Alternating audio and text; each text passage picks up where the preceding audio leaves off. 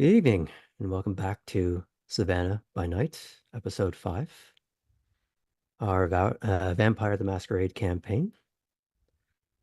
For those of you new here, it's a slightly darker game in some scopes. So if you're finding it's not quite for you or you need to take a little break, please do so. We understand.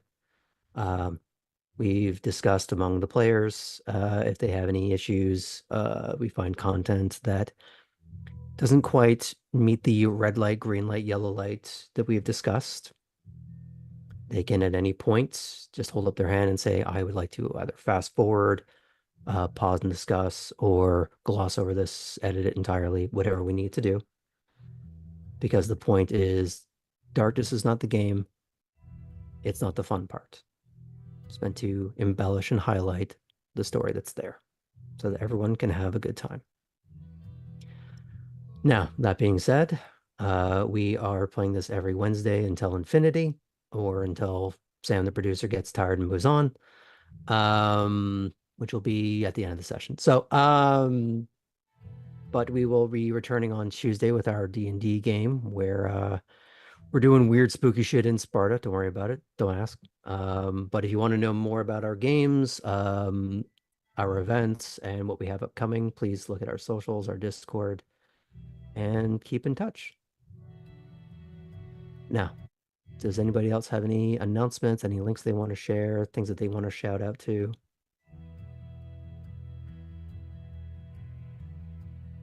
No, nothing? Good talk. I'm not going to let a birthday go by. I'm pretty sure Martell will be out next week. So happy early birthday, sucker. You thought you could get away.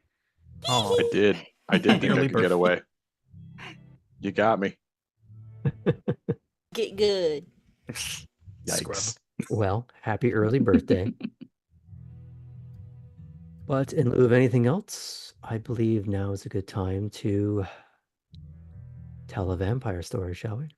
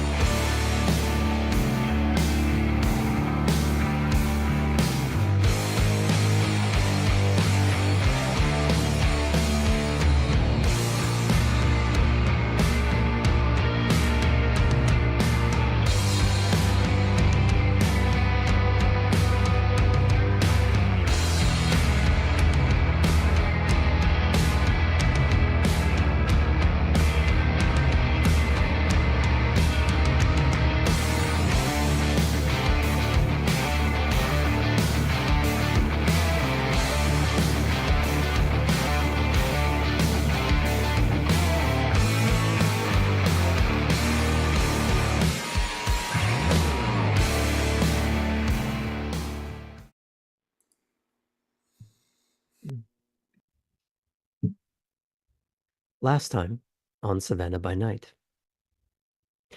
The young neonates finally ventured out from the relative safety of Wormslow's protected grounds, with Christiana, the Seneschal's child, asked to guide some of them.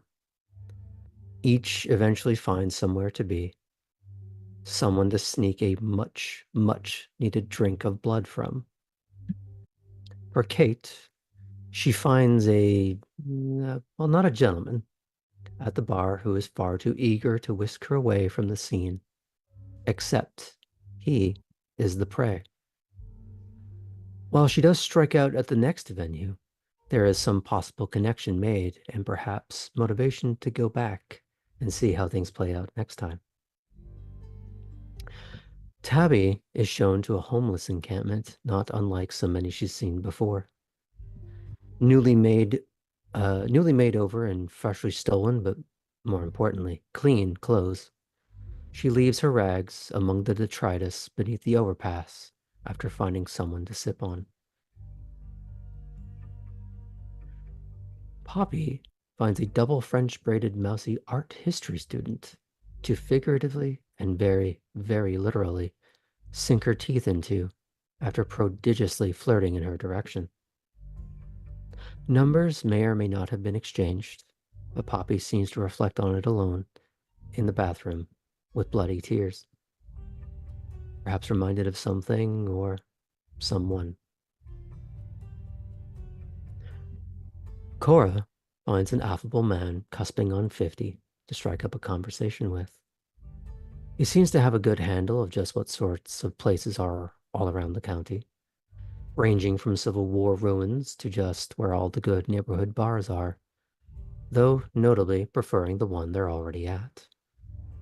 Cora gets his number and a surreptitious drink, playing off his doziness as simply having shared a pitcher together far too quickly. Artem flexes as he eyes a young woman and promptly steals a bottle of vodka right from behind the bar, with her getting to see every muscle and sinew twisting under the pale slab of marble that are his arms. She is all too happy to join him in this little bit of liberation and libation as they adjourn to the back of the Range Rover that brought our Quattro of Kindred to Chuck's bar. But after such a frolicking, it would eventually dawn on him that he is meant to be chaperoning his fellow gangrel, the one with the self-control issues and steak knives for hands. And he's left her all alone in the bar. So, Artem, other than a plaid-laden girl named Julia, what are you doing?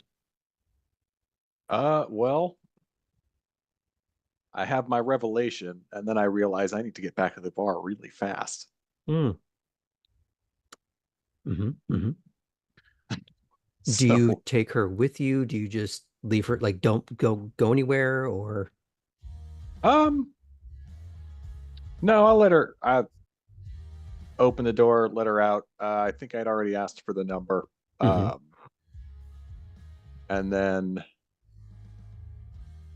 What do you I'll say to her? basically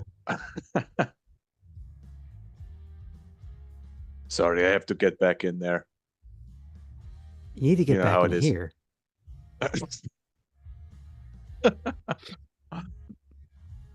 Later. I'll call you. Ugh, maybe I'll answer. Maybe. Okay. Do you leave her the bottle of vodka, or do you take it with you? Oh, it's hers. What am I going to do with it? I don't know, power move.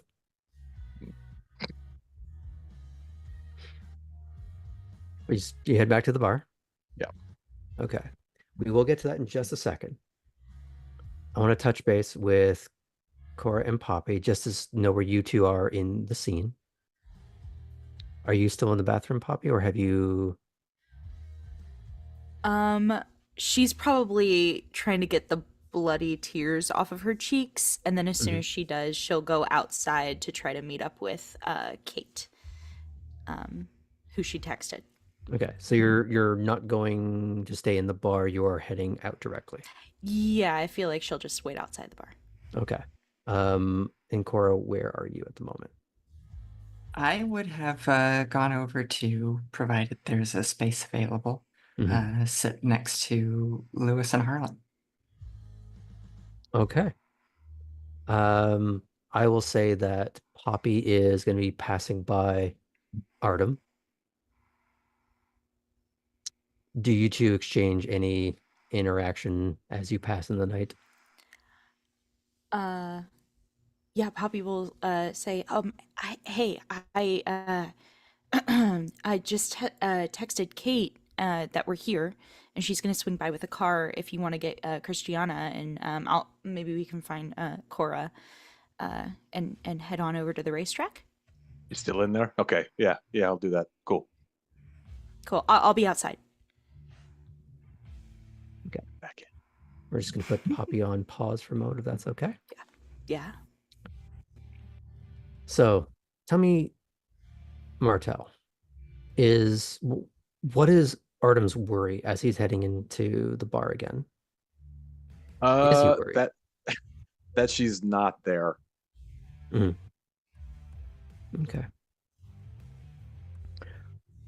Well, this is where the camera is going to pan over to Cora as she is sitting with Harlan and Lewis and Christiana, who's sitting up on the table. She was having a fairly animated conversation with her two guys by the time Cora sits down.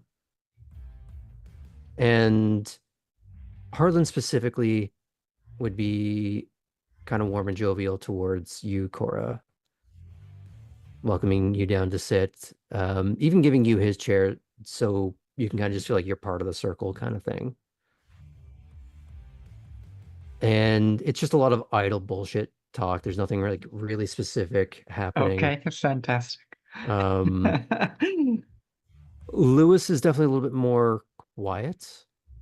He chimes in now and again, but it's a little more, despite the fact that he's clearly drinking, he's too somber and sober.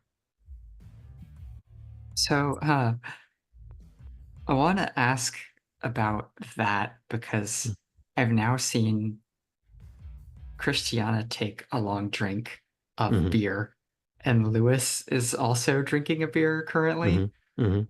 Okay, like, so, you guys like that stuff?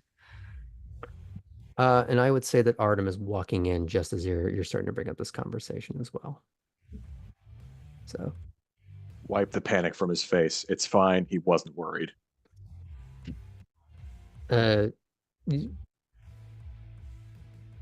Lewis kind of shrugs at it. It's Christiana that speaks up though.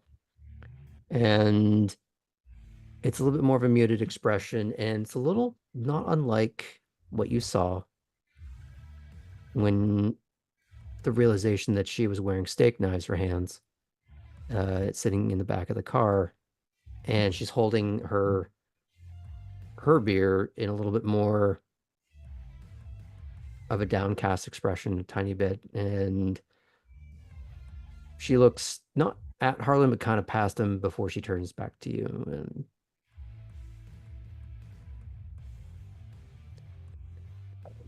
it tastes like battery acid,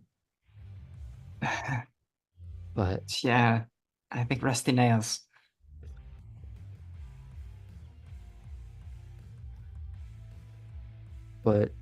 sometimes you do what you can to fit in to try and feel normal.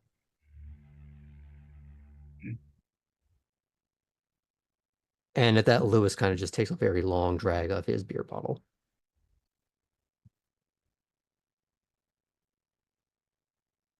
I had a friend we'd like to go for Turkish coffee together.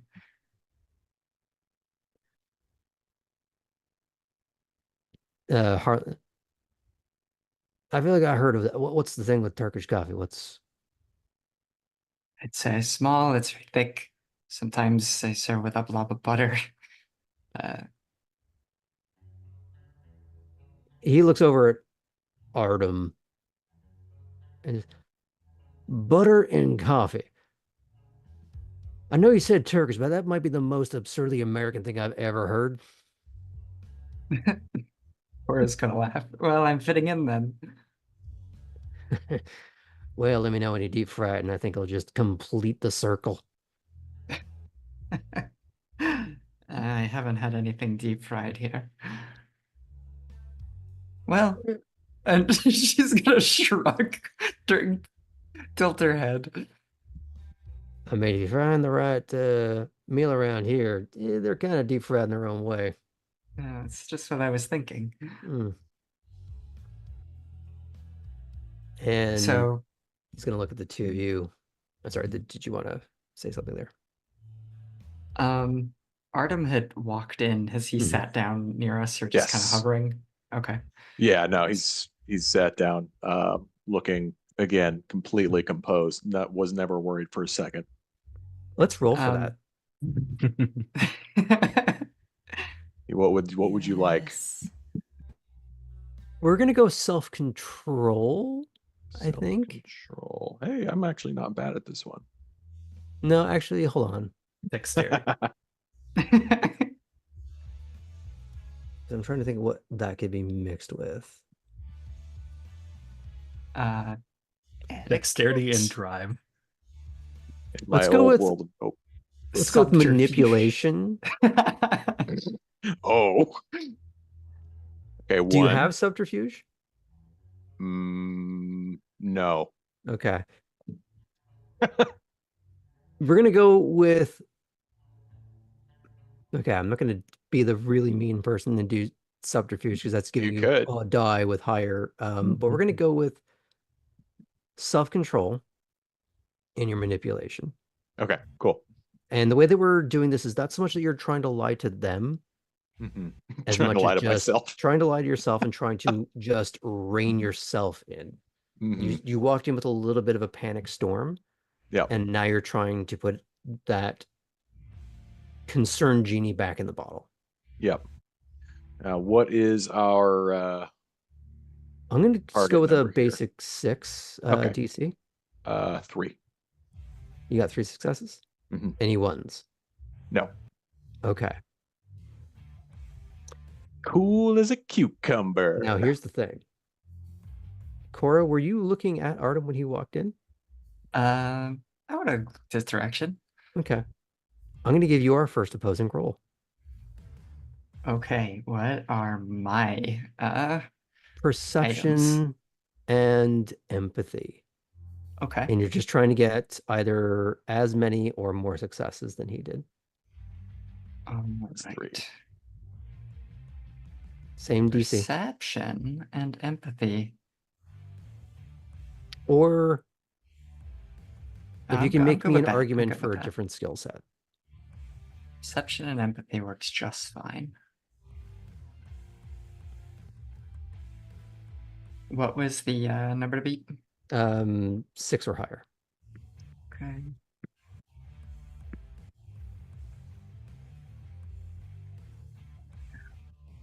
Got one of my successes was defeated by a 1, sadly. So I have 2. Okay. I'm going to say you managed to get away with it then, Artem. Damn, he's good. It's like a chameleon. One of Or the most everyone's just social characters distracted ever. by his abs. It's fine. It helps. And in that case, when Artem comes in and sits down, I will nudge him and say, "You have the keys?" Oh, of course. Thank you. I don't have a prop with me, but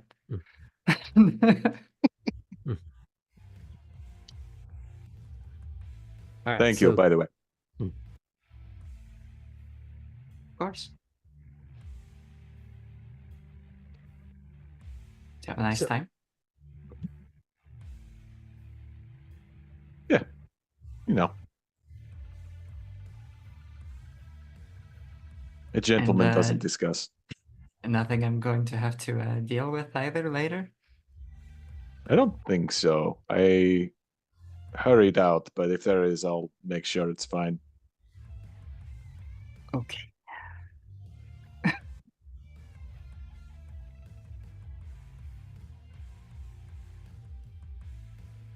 All right, so how we feeling about going to the track tonight? We're already Really? going, actually. That was our plan. Yeah. And you do see Christiana just, yeah, Did you not? Oh, we didn't tell you, did we? no. Well, we're going to the track. I heard Raleigh's gonna be there.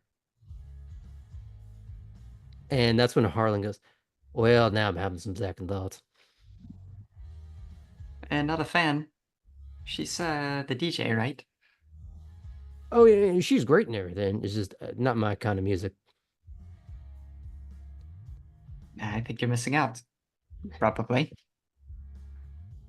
Oh, well. I don't go for the tunes anyway, so you just be among the crowd. But if we're all going, maybe we could play a little bit of music chairs if you don't mind. She'll look at Artem.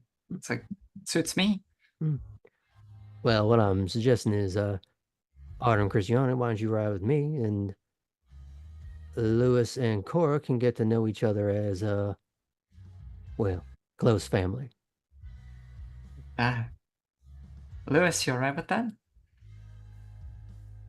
He looks to Harlan, but he's not. It's not like a leer or anything. It's more just shrugs. But he kind of gives a little bit of a warier eye to Artem. Yes. Yeah, no, we get to talk. Good then. Works for me. So we're all closed out here? Yeah, don't worry about it. I took care of it. Oh yeah, I forgot to pay. Oops.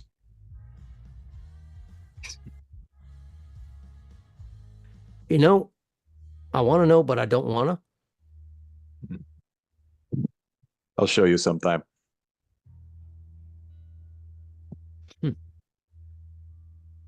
Well, now, new kid's full of surprises. All right, we going? Let's do it. Okay. So as you filter into cars, we're going to pick up with Kate and Poppy.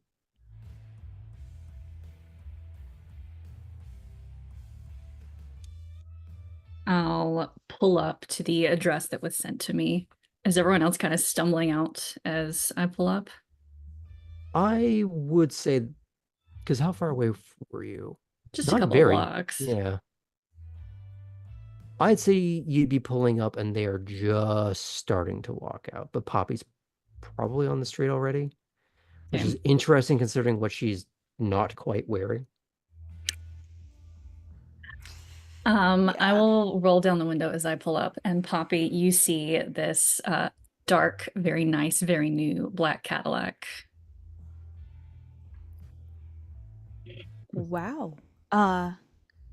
Thanks for coming by. This is beautiful. Is this yours? Yeah. Well, I'm glad I'm riding with you then. And Poppy will slide into the passenger seat. And I'm gonna look for a second to see if anyone else changes their mind at the last second, needs a ride.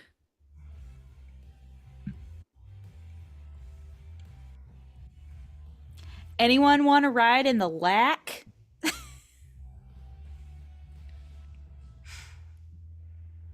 Don't want to make your car dirty. Gross. And then just Kate decides not to comment on that. Did she just drive away at that point, or Yeah. Window up. Yes. no puppies in my car? Cora's just gonna give a wave acknowledging that they're there and then leaving. What does Poppy's face look like? She like immediately will pull down like the mirror and be just kind of like double checking. I think she's definitely like left a splotch like on the far left corner of her eye that she didn't notice in like the dim light of the bathroom mirror that she's trying to like get out of her skin as best as she can. There's a kit in the glove compartment. A kit? Yeah. Oh, okay. And she'll open it up. And you see there's like a makeup bag, and inside it there's like some makeup wipes and just like little like Sephora samples, but it's all very Kate colors. So it's like neutrals, nothing like fun, but you know, a little Yeah. mascara, a little like nude lipstick, some powder. This is amazing. Are you one of those people that uses packing cubes when you pack a suitcase? I don't travel much anymore. Why is that? I mean, when... Oh, that's right. You said you'd been to a lot of courts. A few. I mean, like a normal amount, I guess. No, I was kind of working nonstop. Ah, that makes a lot of sense. But you didn't travel for work with your sire or anything? I mean, no offense to the rest of America, but DC is kind of the place to be. Really? Yeah, everyone came to us. Huh. And you liked it? And when you work for the Prince of DC, you are always working. Huh. Is that what you want to do here? What, work? Yeah. Like work your way up. It'd be a pretty unventure thing to say no to that. Yeah. That's really admirable, actually. That's very cool. At least you have something that you know you want to do.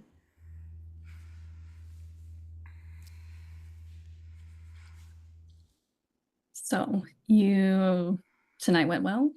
Or Oh, yeah, yeah. he's gonna it was kind of look great. at the you fixing yourself up not either really well or not so well. I think Poppy has kind of mastered the like smudged makeup look a little bit over the years, and has kind of converted what was once like a pretty sharp cat eye to a smudgy liner, which kind of works with the grungy, repurposed coveralls situation she has on. To that point, I feel like I need to give you the same role that just happened between Artem and Cora. Yeah, that's fair. Very fair. So that So, was for you, because you probably have a bit of subterfuge, would you like to roll manipulation, yeah. subterfuge, and Kate perception, or perception and empathy? Because you're trying to hide that you had a bit of a moment. Mm-hmm. What was the Just DC DC of effect? 6. Ooh, then that one canceled out my one success. So Yeah, and I just have one success. Okay. So you're getting a sense of something beneath the surface, but you have no idea what. And that's all you're going to get from that. Yeah. But yeah, no, it was good. I think pretty much everybody fed, which is great. I just needed to get some fresh air afterwards. But yeah. I haven't had like a full meal other than like the blood bag situation in a little bit, so that was nice. Yeah. How about you? How was your evening? Oh, successful. In that dress, for sure. And speaking of, Kate is no longer in that dress since we Oh, are headed fine. to the racetrack. I mean, you saw her in the dress earlier. I saw it. Yeah. Yeah. She is currently in a black J. Crew sweater. I think Poppy and Kate have mentioned those at one point. Yes. Very like well-tailored jeans, some oh my gosh, I forgot the name of the designer. It's like a fusion between like an ankle booty and a loafer. Like a Chelsea boot? Kind of. But that vibe and like a nice like cognac colored belt with a French tuck with her sweater. Kate would be all about the French tuck for sure. Mhm. I love that. But it went well. Mhm. Great. Well enough to warrant a costume change? Well, I wasn't going to wear a dress and heels out to a racetrack. Ah, that is true. Yes. There is a Yes, time and that place makes for sense. wardrobe. Totally. Very cool. I hope I haven't been too forward. I know that there are a lot of secretive kind of customs around, well, being us, and I hope I have not overstepped a boundary by just being a lot. It's refreshing seeing Oh. a different kind of toreador. Different kind of tour. That's nice to hear. Thank you. Yeah, but just let me know if I ever overstep or, step over a boundary. I don't have many friends like us. So, Well, we've all found ourselves in a new place with new company. right. Right. That's nice. We're all in the same playing field at least.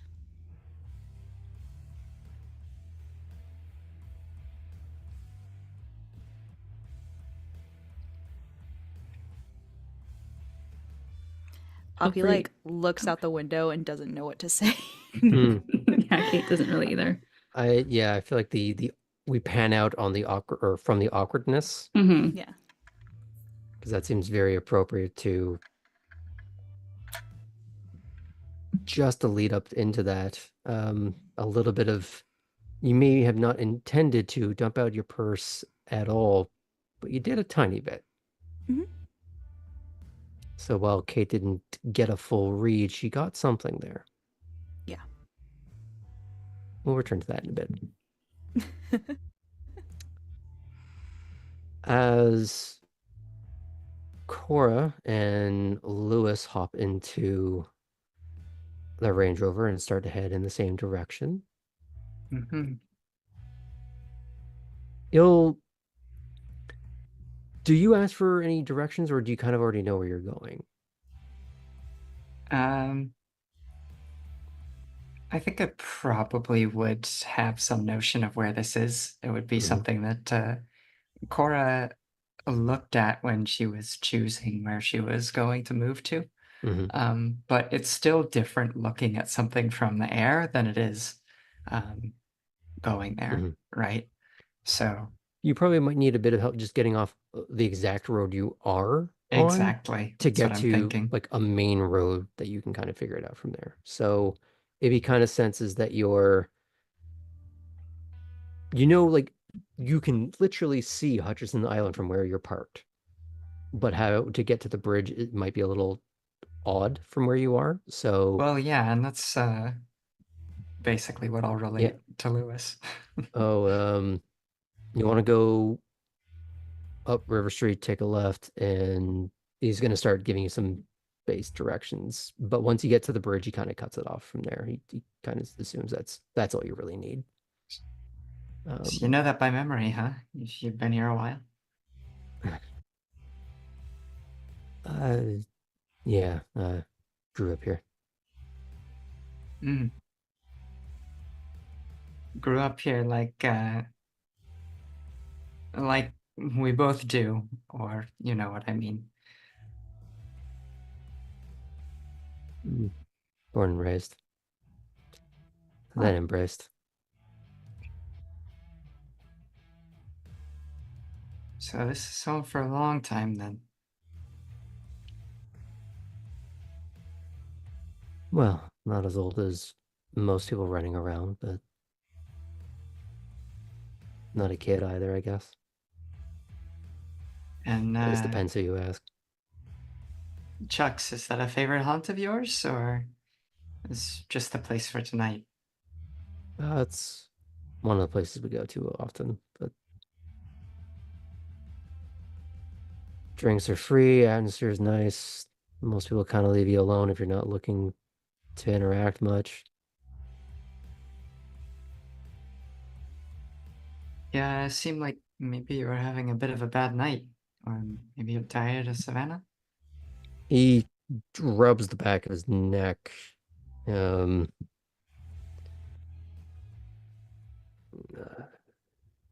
I guess you would be able to understand this more than most, seeing as we're cut from the same cloth. Uh, Bad, bad brain day. yeah. You know, when I first got here, mine was pretty intense too.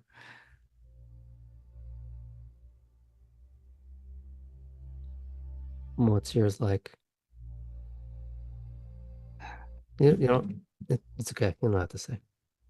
Everybody's a little different. Nah, that's the thing, right? everyone's a little different, but I can't help but be curious. Uh, it's the one thing, well, specifically that we Malkavians have in common. And I know, I've heard if we let it out, it can get used against us, but I mean, how do you deal with something like that on your own? For a moment, you see him look a little more gaunt at that very question. And he's giving the full 1,000-yard stare through the windshield. There's a few very long, silent beats. And there's that lick of the lips as he's trying to find either the will or just the words. That's why I'm at the bar that often. I don't have the answer to that.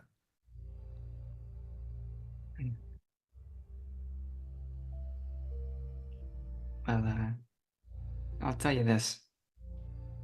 The the drive in, uh, when I had to introduce myself for the first time here at Wormslow, it was beautiful, but disorienting.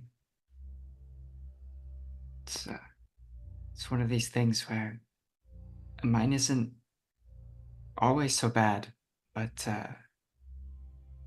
when it is,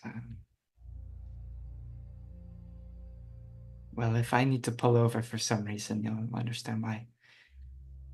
More than most.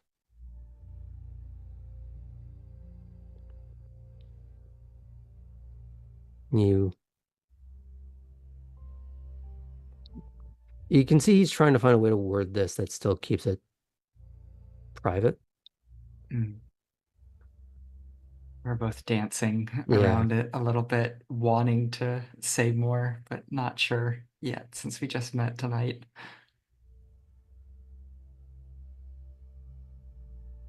He stops just short of asking a question, and instead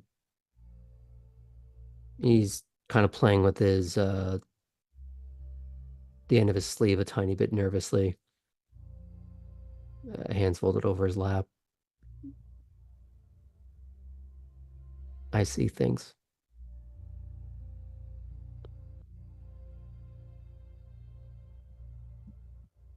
What? You don't have to answer if you don't want to. What sorts of things? Carl will turn.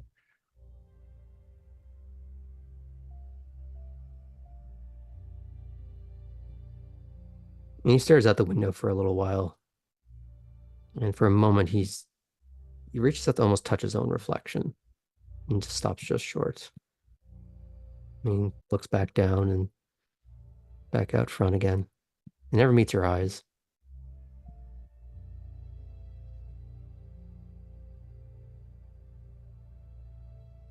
Things I think I'm supposed to prevent, but I don't understand what they are until they already happen.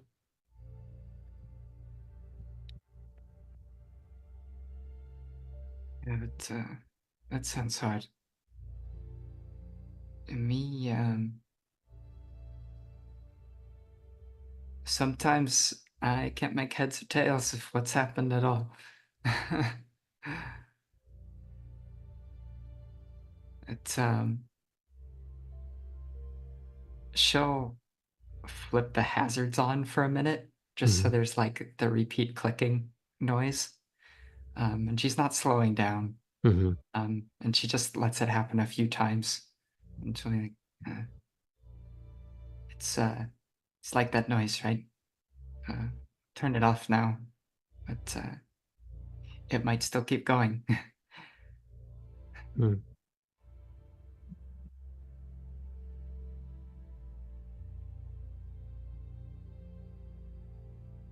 There's always some heart that's going to be nagging at you.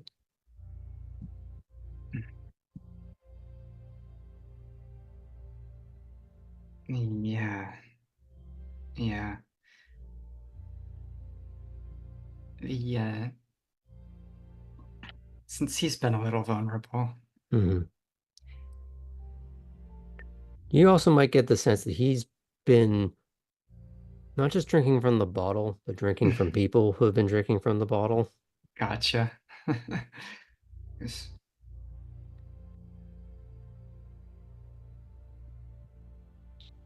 I had a pretty hard first night. I think thinking about that is one of the hardest ones.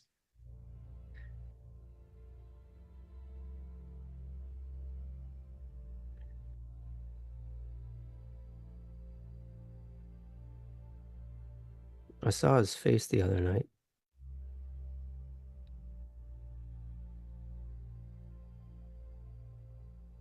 I didn't know what I was supposed to do with it. Uh, who's that?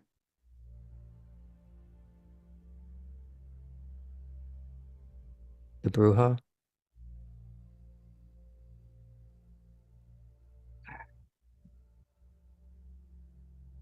Yeah,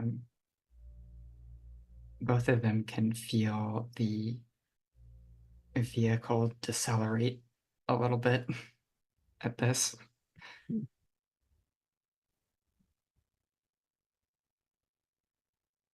Yeah. Yeah, I wonder if that one's going to stick around too. They always do. Savannah's haunted in more than one way.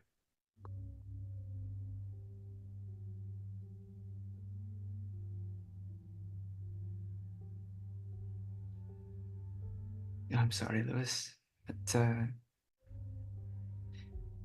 I'm glad Harlan suggested we drive together for what it's worth.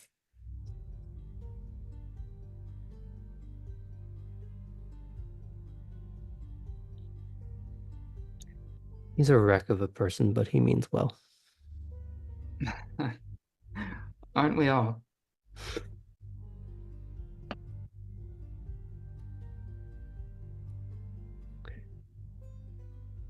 Cora, Yeah, the word wreck, you took the words out of my yeah, mouth.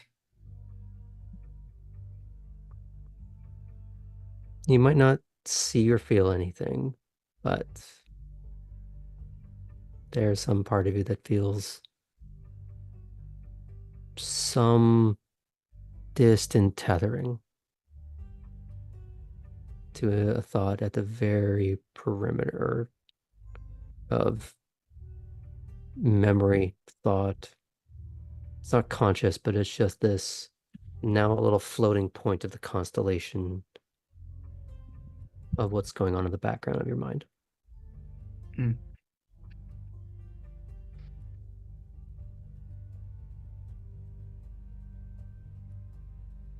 She shifts in the seat. Mhm. um, Almost as if she's putting some distance between her and the steering wheel of the rover. Mhm. Or am I driving Lewis's car? You're driving the rover. Gotcha.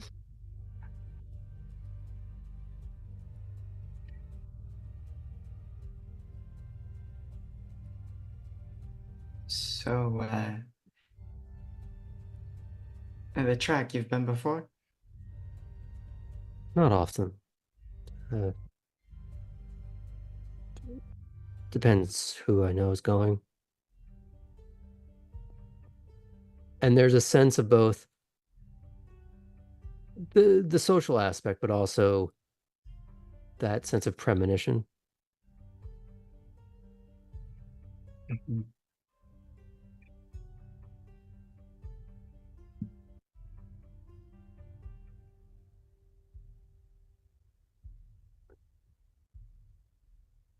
Do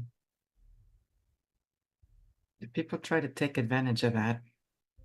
What it is that you do?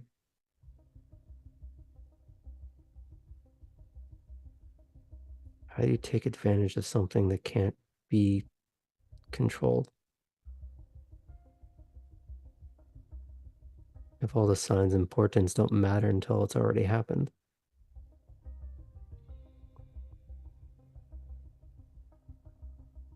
Yeah. Yeah.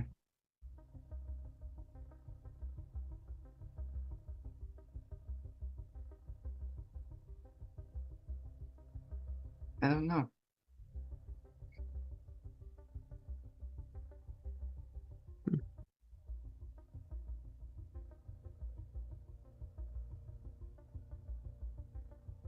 So as they're in this confounded silence a little bit, maybe having reached a little bit of some mutual commiseration, it's a good time to pull the camera back. Sure. Okay. Let's check in with Tabby.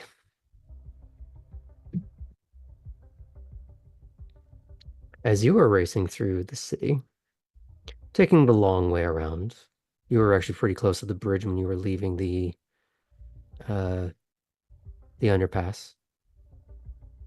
Would only take you a few minutes, but Lila's been maybe showing off the car a little more than she ought to. But it's giving you a chance to, if there's anything else you want to ask or talk to her about. Not just how to catfish, but No, that can wait. Mhm. When you're headed to like a populated place like this, Mhm. certainly if you're headed with people, do you have like a system or a way that you best avoid people that shouldn't be seeing you, perhaps crowds in general, while still being present? I don't know how often you're in populated places like this. And she gets that wide split grin again.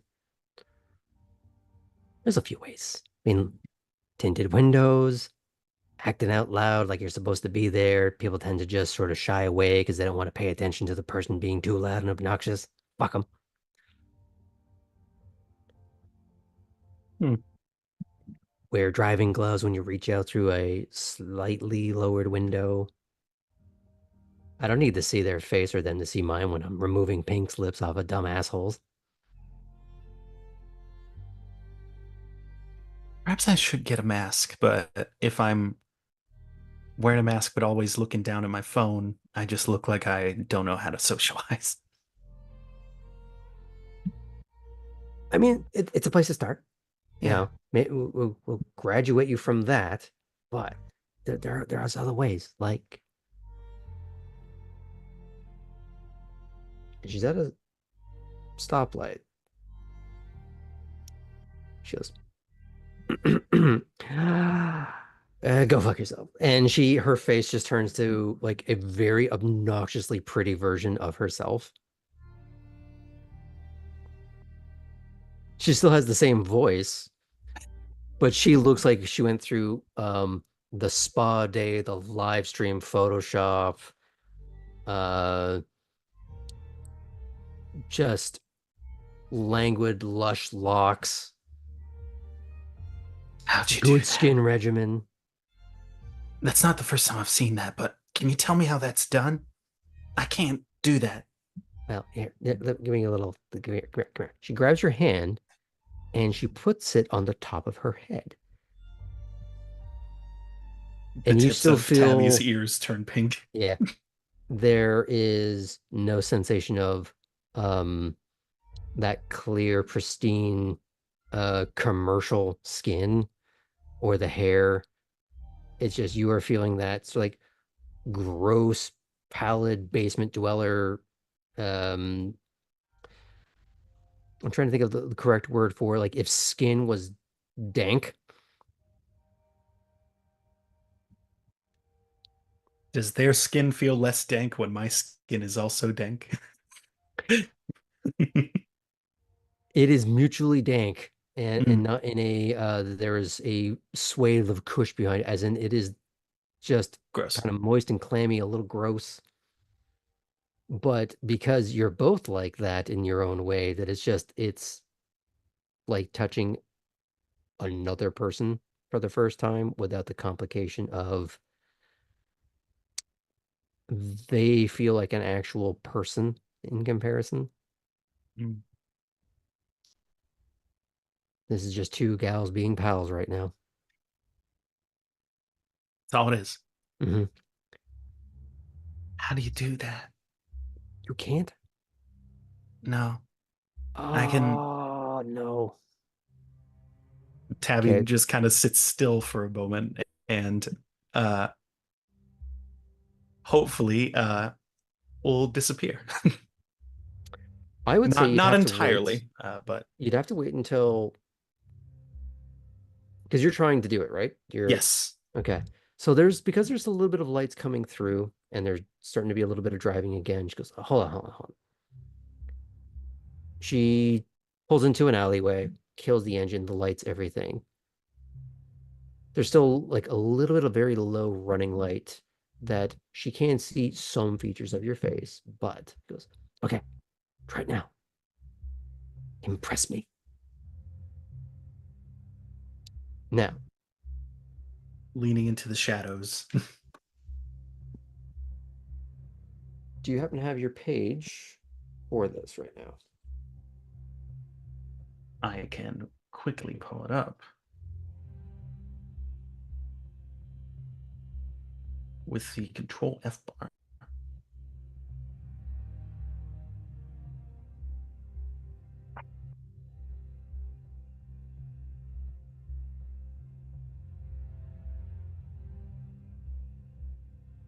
I do have my character sheet, but I imagine you mean the details. Because you're trying to do Cloak of Shadows, right? That's what it was called. Yes. Okay. At this level, the vampire must rely on nearby shadows and cover to assist in hiding their presence. He steps into an out-of-the-way shadowed place. We'll consider that the car seat with all the lights down in the alleyway. The vampire remains unnoticed as long as they stay silent, still, and under some degree of cover, and out of direct lighting. No roll is required as the character fulfills, if they fulfill that criteria.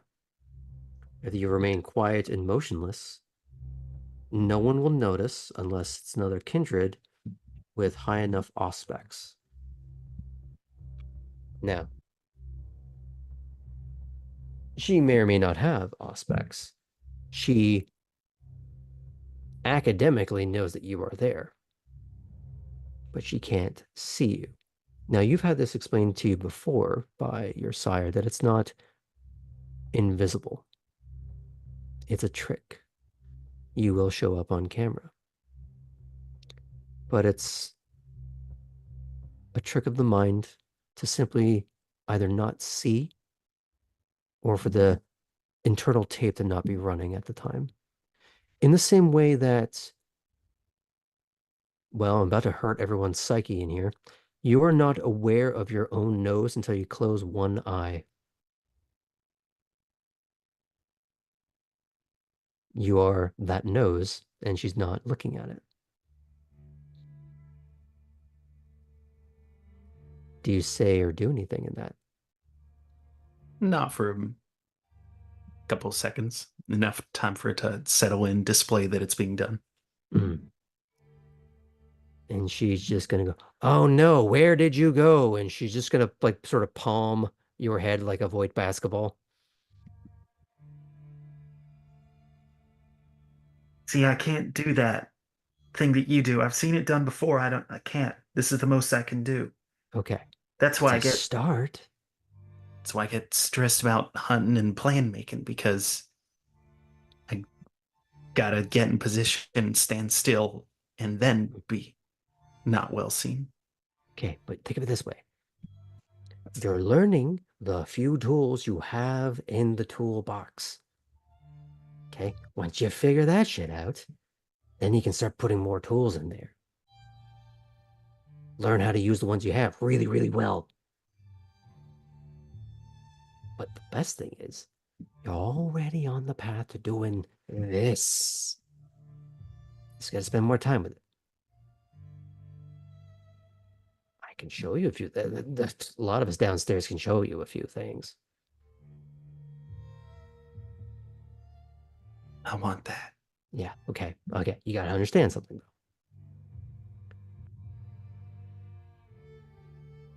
She drops the facade. This stays as it is. Cameras are gonna pick you up. You might fool somebody who's even looking at you through their cell phone, okay? But when they go and look at it later, they're gonna see the truth. Doesn't record the lie. So you can remember that. Hey. Now. Okay. I can see you're hurting for some tippy, right? You want to do something? Yeah. Okay. Do you want to get a car tonight? Fuck yeah. My bitch. Okay. Here's what we're going to do. There's a lot of these dumb assholes that go to racetracks with their oversouped bullshit tuner car that they try and tune and micro adjust through their little laptop. Okay, fine, whatever. A lot of these dumb assholes do it on open Wi-Fi and it's not very secure. Oh no. Now we can do this a couple of ways. We can either make them lose, being like, you can sit in the driver's seat, you can have a little bit of fun. We'll top you out about 80, 90, but I don't think I can trust you at actual highway speeds. I No, am a this car. little out of practice. Okay, that's becoming more option F. Or we can just make them get so mad at their car not even starting that they get frustrated, and then I go, oops, turn it off and on again, and then whoop, do Yeah. a few things. We'll play it by your little ears by the time we get there, okay? Did pink again. Okay. Now, here's the thing. You're not really gonna be able to keep it if it's one of those overpriced special bullshit cars that they did to, I don't know, mom's Honda Civic, but selling it for parts gets you some money to go get a one that you can actually use. And I know a guy. My bitch. Fuck you. All right, let's go. I took the risk. I wasn't sure if we were on the same. It's fine, kid. Let's go. Okay. Artem, Howdy. are you riding in the front seat or the back seat of Harlan's car? I'm riding wherever there's the most leg room. Okay. For you, that would be back in the Range Rover because you are a giant man slab. But I guess we're gonna have to put you in the front seat with the seat almost all the way back of this. Trying to think. Can Mustangs or Corvettes have? Yeah, I've seen Corvettes that have like a non-back seat. Yeah, it's really just an extended trunk with a chair in it. Yeah. So But it's one of yes, those, and it's definitely an older one, but not like a super classic, but more like a late 80s, early 90s attempt at a revival. Um, in blue. She's kind of crushed in the back, but in a way that's just like, I'm getting to ride in a Corvette and going to a racetrack. She's happy, especially because she's not pinched between you and the firewall. As you're heading there, do you say anything to her or to him, or because they're having a little bit of idle banter back and forth? Yeah, I'll ask. So you may have said this earlier. How long have you two been living here?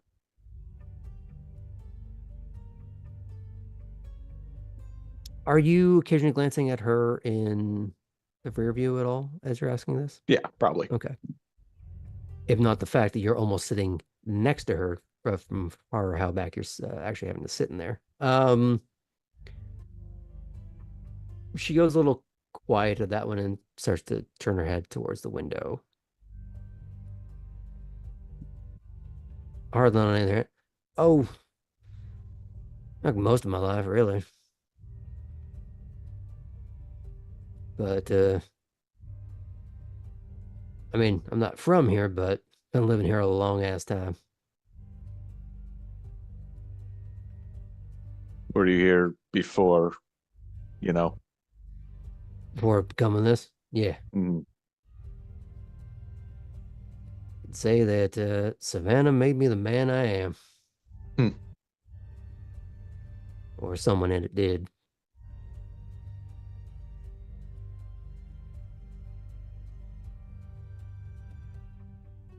Is it weird to ask about ages? It's a little bit dicey, Okay. but I don't really give two shits about it, to be honest. I've been around for about 5, 6 years. Me too. Do you want to roll anything for that? Uh, sure.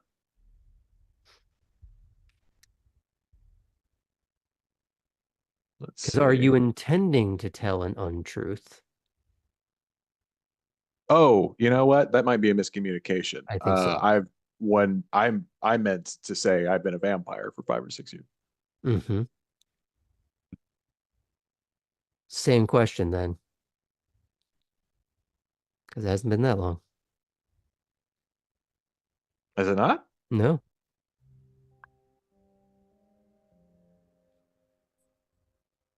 That's not what I remember. We might have to talk about Okay. that. I'll say the correct number then. Okay. So the number that we had discussed was under 3. Was it? Okay. Okay. Mm-hmm. Cool. Yeah. Little more than me then. Yeah, there's a few young bloods running around, but I suppose. And he is looking at the rear view at Christiana, kind of just to mess with her a little bit. The joke kind of going around is elder millennial for me.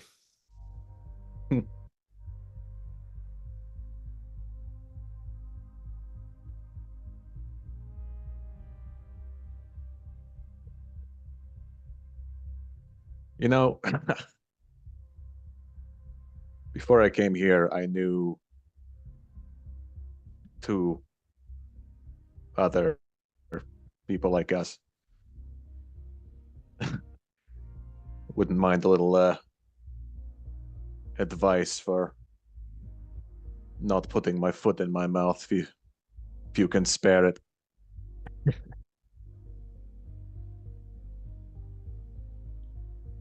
And Chris kind of shrugs. She kind of has zero answer for that specifically. Harlan, on the other hand, well, I mean, a good trick is if you're not interested in politics, stay the fuck out of it. That's my plan. Unless you're trying to be in charge or run anything. It's just kind of putting yourself under a chopping block for no bloody reason.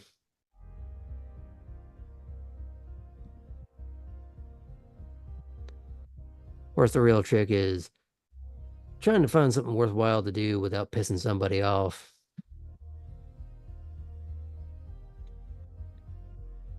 The question is, what do you want to do?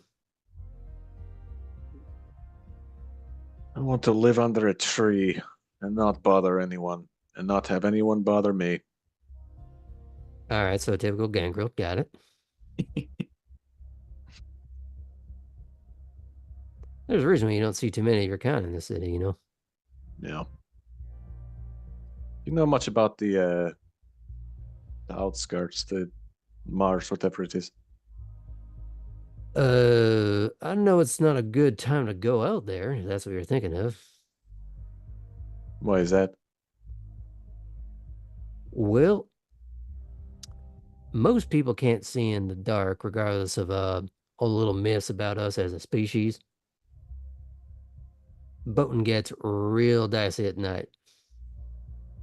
Hmm. So there's that to contend with. There's all the nocturnal, totally mundane creatures. And then there's everything else that goes a little bit bump in the night or gets loop in the soup. I don't know. Come back to me. I can do better.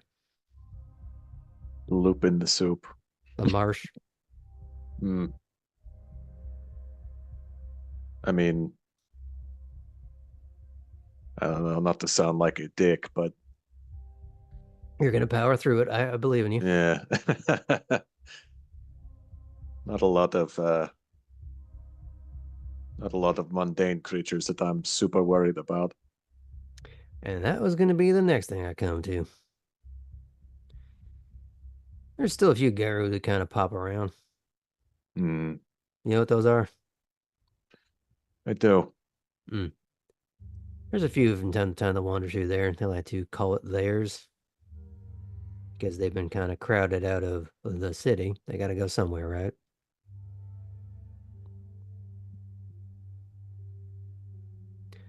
Hmm. And then there's whatever else kind of seems to wander out there.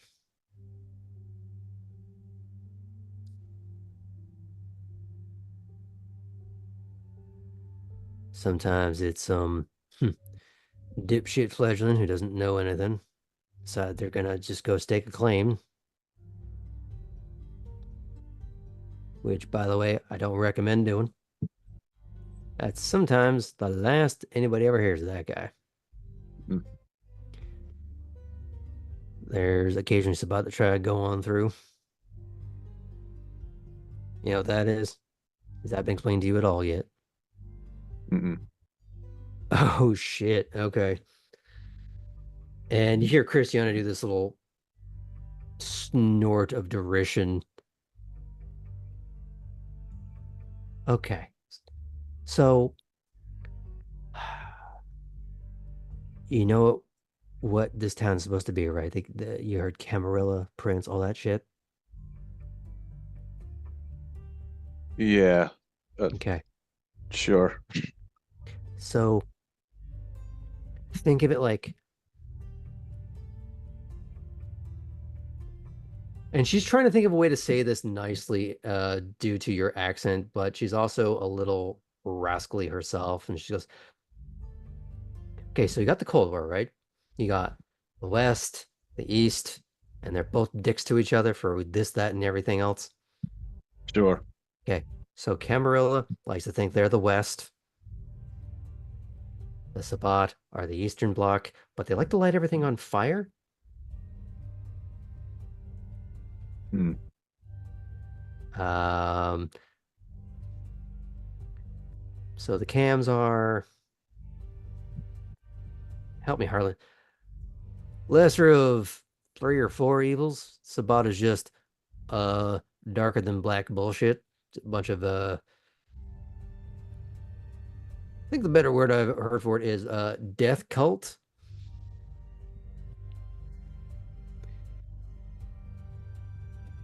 They want to be naughty, naughty vampire gods and be worshipped by humankind. Yeah, because that worked out real fucking well last time somebody attempted that. Nobody learns nothing.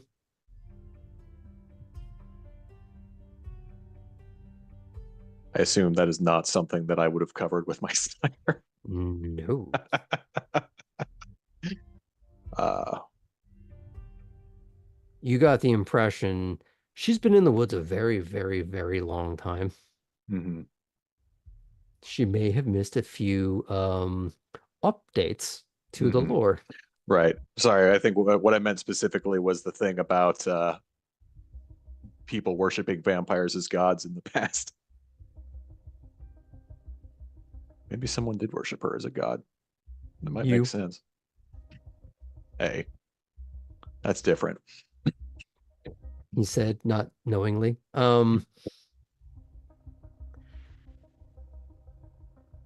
add So, anything onto that, or so that's why we all play our little game with our fun little, with our princes and our primogens, because it's like a political party or something. more of an ideology? It's an attempt at polite society rather than just being a bunch of rabble-rousing shitheads.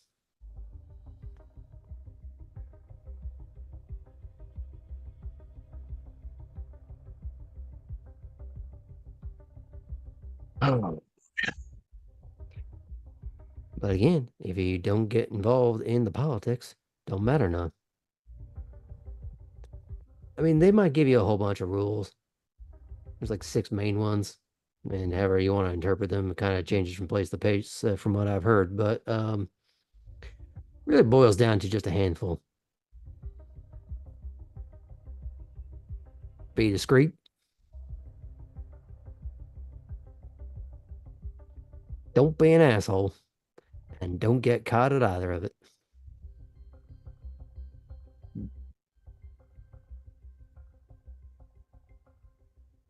I'm gonna have to ask someone what the actual rules are, but that sounds easy. See? I want to dress it up in flowery language, but I'd rather just boil it down to that. I mean, if I were to really boil it down to one expression, it would be just don't be stupid.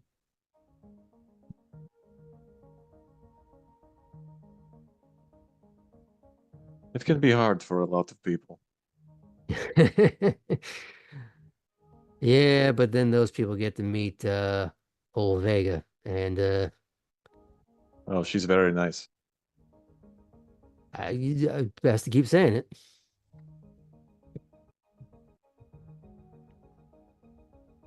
I have to. She's family.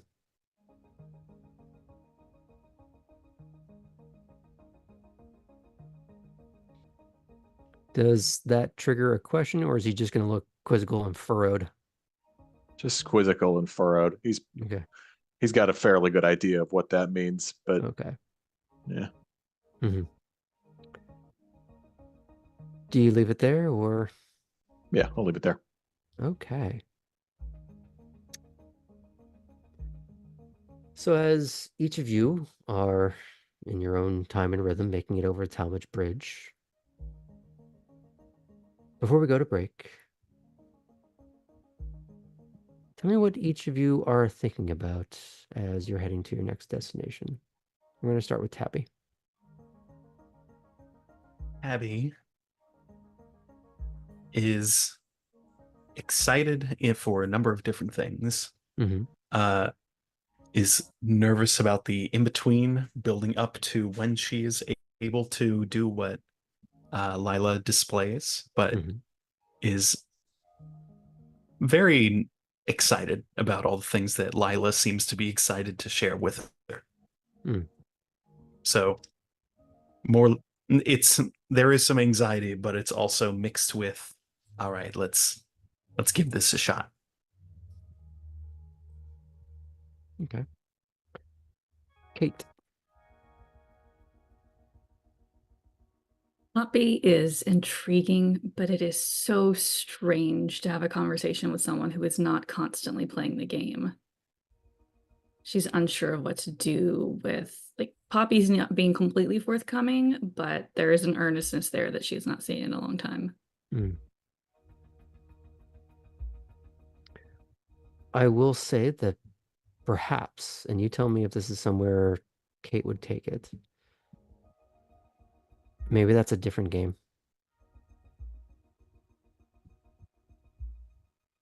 She's not discounting how anyone's presenting themselves yet. Mm-hmm. It's too early to see what kind of facade someone might be wearing. Mm-hmm.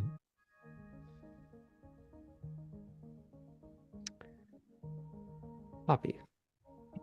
Since you're in the same car, Yeah. So you know that WikiHow image of the man pointing at himself in the mirror? that's like the mental thing of like, you gotta get your shit together. As soon as you open this car door, it's game on. And I think she's trying to like pep talk herself as she's like looking out the window, being like, okay, like we can be mysterious, and we can you know, meet new friends and not make it totally weird, because she's decided that she's made it totally weird with Kate. Um, Even though she feels so grateful to be in a car with somebody that she doesn't feel like she needs to be fully like in, you know? Not like that. I mean, like in it, like game on, you know? Hmm. Well, leaving you with that uncertainty, let's move on to Cora.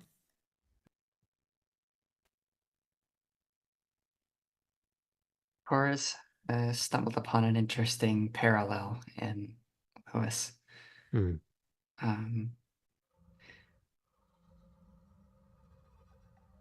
she has this mix of wanting to know more about him as someone who is a local and part of her clan,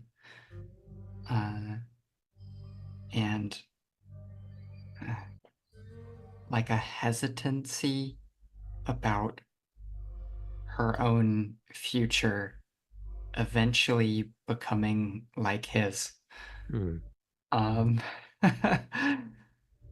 um, and here she is on her way to a race track, um, putting herself in this interesting blend willingly of her past and her present. Hmm. So she thinks about all of those things.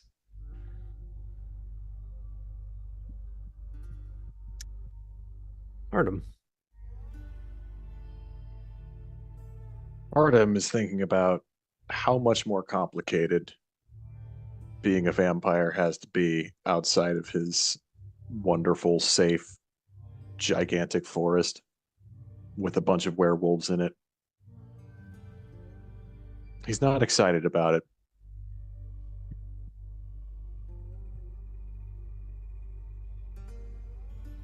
Is there anything he's currently worried about?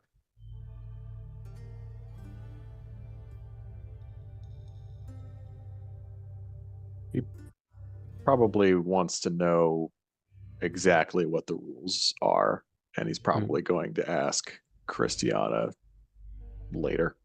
Okay. Well, as our troop disappears over the arch of the bridge, I think now's a good time for us to fade out for a quick break. We'll pick back up in a moment. Welcome back to Savannah by Night. We left off with the aftermath of everyone having fed and now dumping out their purses in each other's respective cars in one capacity or another, as they are all heading over the Talmadge Bridge to Hutcherson Island and the raceway therein. So,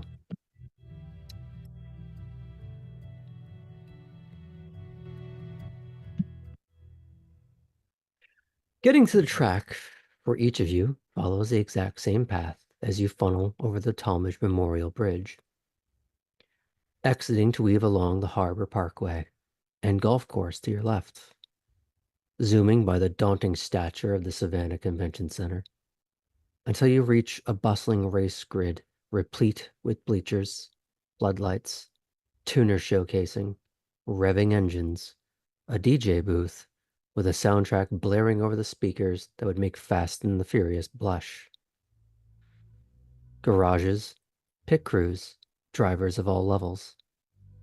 You can already see small heats in progress, simple drag races for the time being, all christened by a rotating pair of blonde grid girls and one statuesque redhead. Welcome to Hutchinson Island Raceway. Now, before we continue, one of our players has actually been there.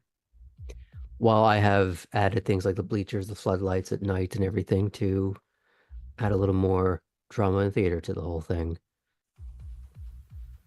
what are some details that you can remember that you'd like for the rest of us to know and for the audience to know? Sure. So the drive down there is not a long one, but it feels as if it is because the roads get increasingly small as you make your way there. And there's almost sort of a procession to it because you turn off and you go down a long road, and the big tourist industry that is there along the shore starts to fall away, and it goes from shore to woods, and everything gets very green very quickly. I guess here lots of dark shades of shadow here during the night, but trees that come right up to the raceway in parts. And you turn again, and because of this snake-like turn that you have to make to get there, you don't see anything but the track. It's like you've entered race like a raceway dimension essentially when you arrive. And there's the barriers where on the curves they become tires. There's a lot of concrete, but at places it's painted with green and white checks. The rain can accumulate in spots too. It's Savannah can be a rainy place, especially this time of year. So you'll see it pooled in spots along the track. And you can tell it's well loved because there are spots all along where even though this is not a natural termination point of the loop, you could just be halfway around a curve. You see donut marks. People just stopped to have some fun before continuing on. Or maybe that's where they decided to turn around for that particular adventure. Or they've spun out and decided to steer into the skid. That too. Yeah, it's nice. There's some connexes stashed off to the side, such shipping containers, that is, with graffiti all over them and some old, kind of out of place looking floodlights. You know, like the lampposts look like something that you would see downtown. They're a little bit ornamental, but they're there. And as you turn off from the track to a place where you can array your vehicles as you're waiting to use it or hanging out with other enthusiasts, this just past the checkered stripe of the finish line, and you turn off. There is a graffiti on the gate into that zone that separates it, and it's bled a bit, like they were a bit too close with the can as they wrote, and it says, "Was it worth it?" So yeah, it's a pretty cool place. Thank you for sharing. So with cars lined up and a Fast and the Furious scene happening in the background, you're starting to pull up, and your cars are a lot more standout in that they are definitely not for racing, aside from the one that Tabby arrives in. I like to think that it's probably a Something like a Mitsubishi Lancer, maybe an older one, but still one that's been souped up a little bit. And it's the only one out of the, how many cars are you at? You got the Lila and Tabby. You have Artem, Harlan, and Christiana. Kate and Poppy. So that's 5 cars. Did I count that right? 4 or 5? Either way. Okay. So one of those cars does not belong in that batch. Now, unfortunately, Tabby's going to have a hard time getting out and talking, but you do see them. You do have a group chat going. Do you say anything to them in the meantime? Tabby will send to the general group chat.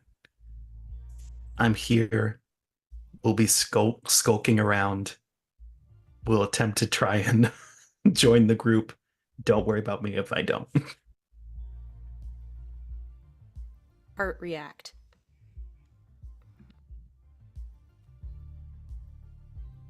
Anybody else say anything there? Ninja react.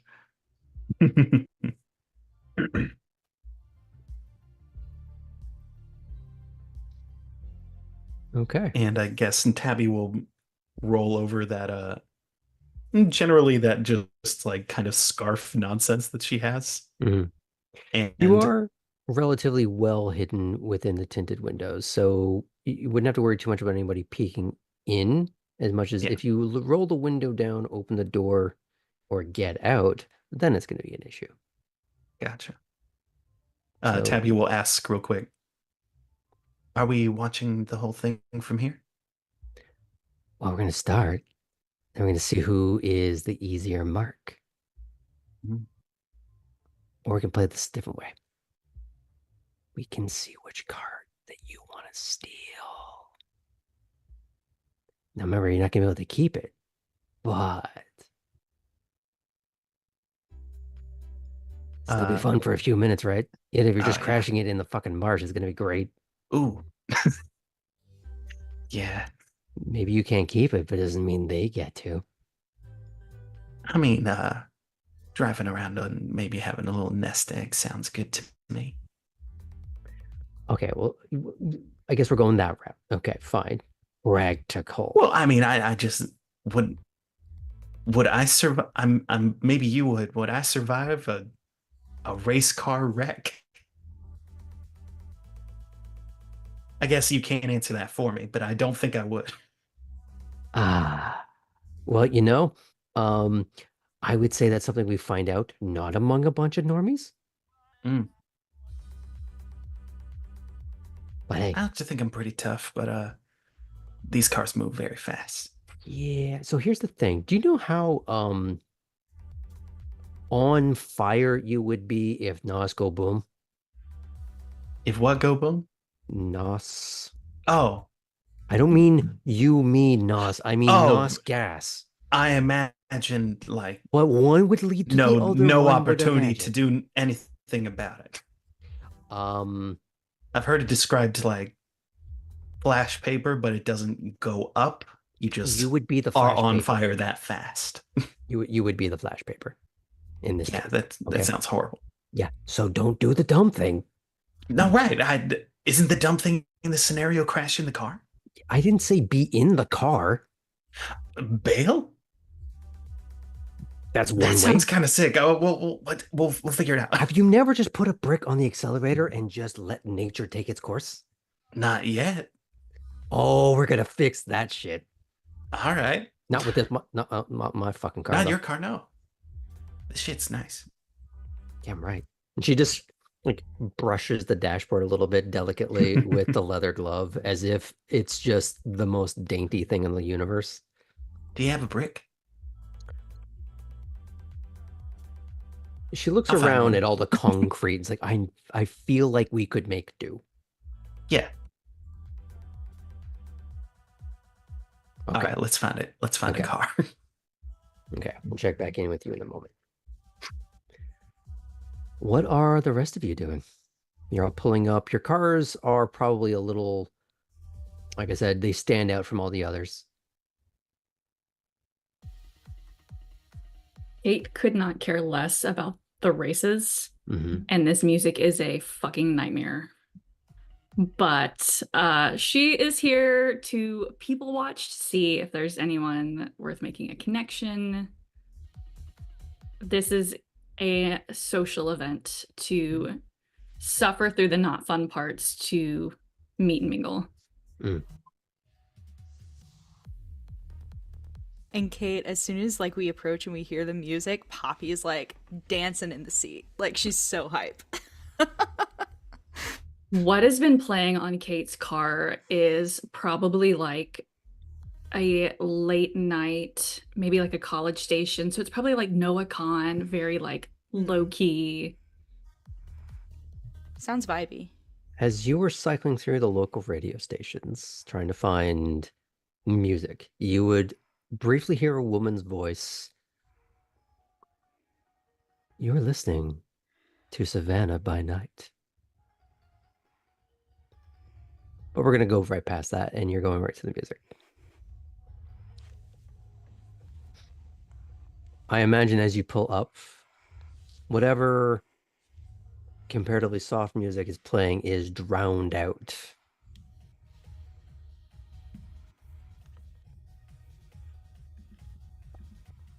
So do you get out of the car, or are you just chair dancing? I chair dance until we come to a full and complete stop, Graham, and then I remove my seatbelt, and then I hop So you're out not of the just car. ditching. Okay, great, got it. No, I wait. Okay. I don't. As she's driving, jump and roll out. Not yet. Okay. I'll park Maximize the the chair dancing opportunity. I'll park the car somewhere out of the way, lock it. You would find where your kind of cars are lined up. And I'd say you're all kind of arriving around the same time.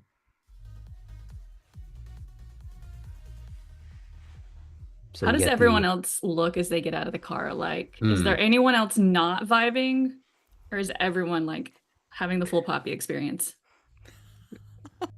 Christiana, I would say, as she sees Poppy kind of just giving it the gusto, she's gonna run up and kind of do the same, like just trying to do a little dance circle, just the two of them. Poppy is thrilled, elated, excited. Mm.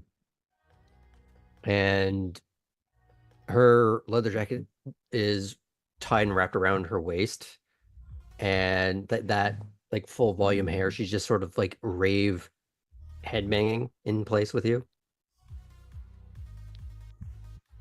Harlan, on the other hand, is just, he gets out and he leans on the roof of the car, just, Lord, give me strength. I'm gonna come stand by you. Mm. And Kate will say that out loud. And just kind of move away from her car companion. Now, you don't know that he's part of the same social club yet. Is But that for now, still... as we're like getting out of the car. Okay. All right. Touch on that in a second. What's everybody else doing, just so I can have a sense? So you might see Artem Kate asking Harlan if he has like a pair of earbuds or even just Kleenex or something he can put in his ears, because this is loud. What?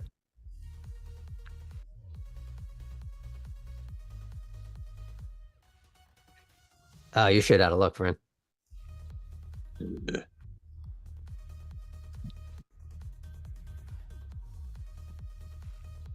Kate will reach This is into her going to go car, wrong. into her little emergency kit, and just hand you like a little travel Kleenex pack. To sort of look at it, nod, take it. I don't have a prop for Please this. don't actually shove Kleenex in your ears.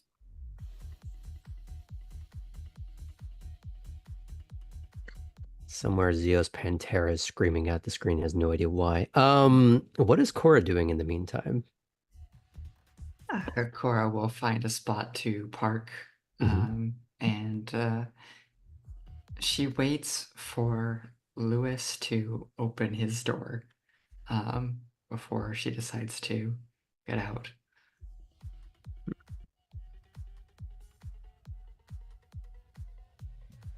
Lewis takes a little longer to get out of the car, and there's this summoning up of something to propel him to move. And you know that he was a little sullen as you were getting off the bridge, and now it's a case of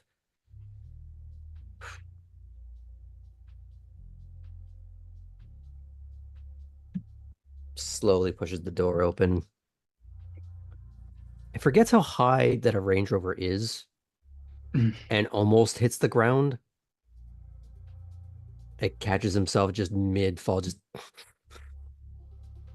oh, I see things all the time and I can't see fucking that. Cora makes a note to remind him to watch his step next time. And her energy, on the other hand, is fairly positive currently. Driving in, she took in everything you and I both described. And she's got a bit of a smile on her face.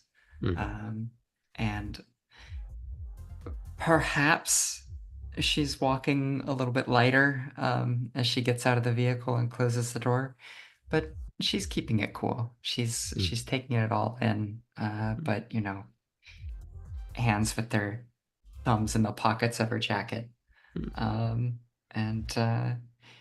just kind of surveys everything that's going on. Decides where she's going to stroll. She's not making any like deliberate, super tactical assessment.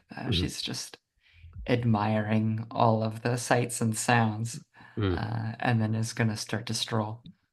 So she doesn't go to the group. She kind of she's going to enjoy taking in the scenery. Yes, at first. Okay.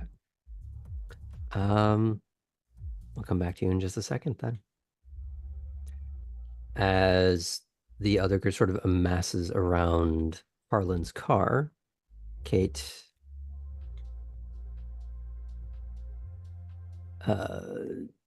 seeing that Christiana, who I'm not sure if you actually saw before. I have no idea who she is. Okay. But I don't know who any of them are, but okay, yeah. Artem got out of the car. Artem got out of the car. This would be on Artem to share if these are like-minded individuals or not, or if there's a way that this can be inferred. I have an idea, but I'm giving you the driver's seat for seconds to have some initiative here. Yeah, I'll as he's, you know, covering up his ears, I'll point to Harlan and say, Harlan.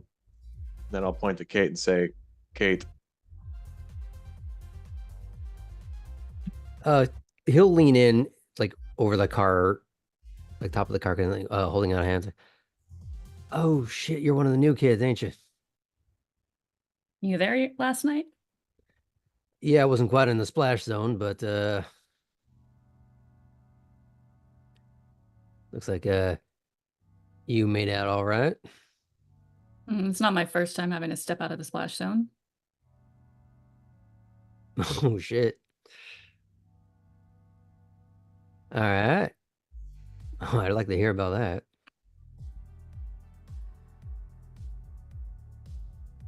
And I'm gonna look at Poppy and Christiana. Should we just let them? Just let them get their energy out. Well, Art, you might want to keep an eye on that. Yeah, I'm keeping an eye on it. Oh, Artem, who is that? Oh, her name is Christiana. She is the Primogen's child. Not that word in public, man. She's Alden's kid. Sorry, did you just drop his name? Okay, because I was going to say I didn't know if Kate knew that he was Primogen. She knew he was Seneschal, but if you dropped his name, then. Yeah, just in public, might want to use more euphemistic language like the boss. Right. Ugh. Ain't nobody gonna hear that over this kind of din, but now you know for next time, right? Mm. All right. Well, I'm gonna take a little walk. Miss Volton, you want to join? I'd be honored. Good, maybe we can kind of stick to the outskirts of all this. Are there any of my coworkers that come to things like this? I can point you out to one. I think I can see him already. Be much obliged. We can make that work. All right. As he starts to lead you through the procession of deafening. What is Poppy doing with her dance buddy? I think Poppy, through her years raving, clubbing, kind of knows how to dance with a partner in a way that's like it becomes kind of a give and take, kind of a call and response vibe. And I think Poppy, in her kind of poetic mind, is thinking, how can I figure this person out as I'm moving around them and as I'm kind of just noticing as much as I can about this person. Especially since I think Poppy did clock that she has a little bit of a temper or something going on. Clause. Yeah. Her emotions are a lot more wild in that it's not that there isn't any rhythm to it, but it's a lot more Percussive. percussive, a lot more gusto, robust. Like just whatever she's doing, it's always at 11. Got it. Cool. So there is rhythm, but it's I wouldn't say that she would fit in necessarily at a mosh pit. She's not headbanging in that way. She's not thrashing. It's more just emotions are big, wild. Like she's dancing. There is rhythm. There is hip. It's not just like she's fighting on the dance floor kind of thing. Like there is a dance happening. You're not necessarily dancing the same dance, but she is still in your orbit and staying there. Cool. And you kind of get the impression that it's just at least someone's matching her energy on some level. Yeah. Even if it's superficial, it's at least right now. Cool. So if you are just going to stay there for a little bit, she'll do that. If you're going to try and join in on whatever's going on, all there, because there is some actual, a little bit of dancing going on. It's like a little more of a rave pit kind of thing. Cool. But there's I think also some.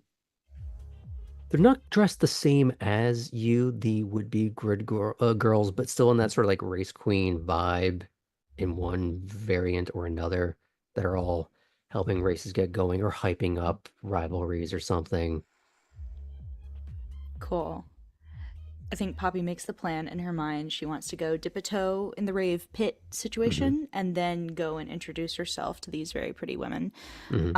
So I think she'll kind of extend, like mid dance, extend a hand to Christiana and kind of shout over the music, "Shall we go join the big party?" She doesn't maybe hear you, but she just goes, takes your hand, and she's going where you're going. But you see her turn around and look at Artem and just middle finger. Oh no, I'm sorry. Art. Oh, this is gonna come up later in the group chat. Okay, great. Poppy's off with You the hear her scary. shout something vulgar in his direction, but you can't quite make it out. Stunning. Good for her. Okay. God. We're going to check back in with Tabby a little bit. The car, kind of like some other ones, they're sort of roaming the space a little bit, looking either for a garage or a heat or a place to go showcase. So it's not unusual that there's a few cars sort of circling the space. No. I could go through and just pick random cars from I have the kind old of done virtual that. library. Okay, so I was hoping that you would have something in mind. Anyone who's an actual car enthusiast, I apologize, but Tabby identifies, we'll just say if it's available, Mhm. a Mercedes AMG. Oh, okay. If that is present. I If did it's say that there more. were things at all levels minus F1. Hmm. So you would see a few AMG esque things, or you would even see a few Lambos. Like you do see a little bit of the higher end things along with tuner cars. So you could find something like that eventually. Is that something you're just wanting to eye? Is it something you're wanting to race against? Is it something you want to do something else to?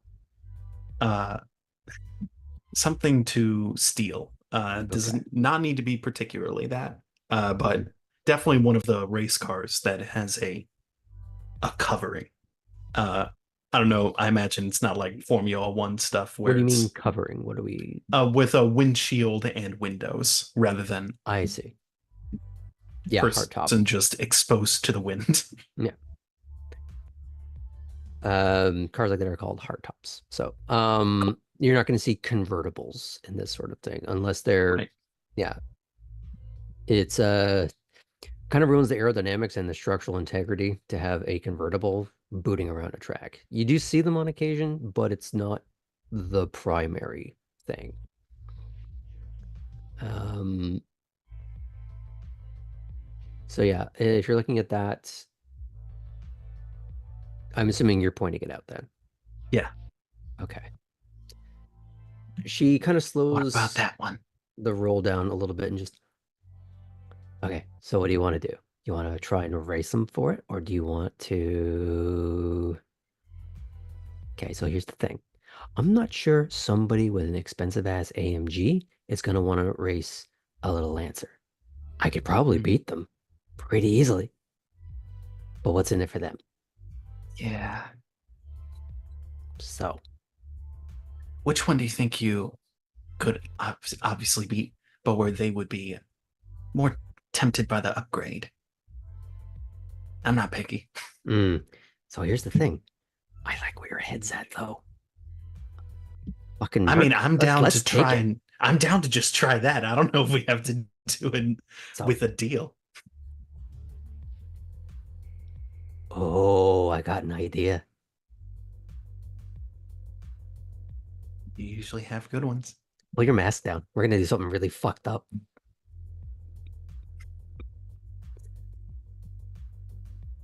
She's gonna roll by, but not quite too close to that car, and she's going to adopt that same glorious, gorgeous mask.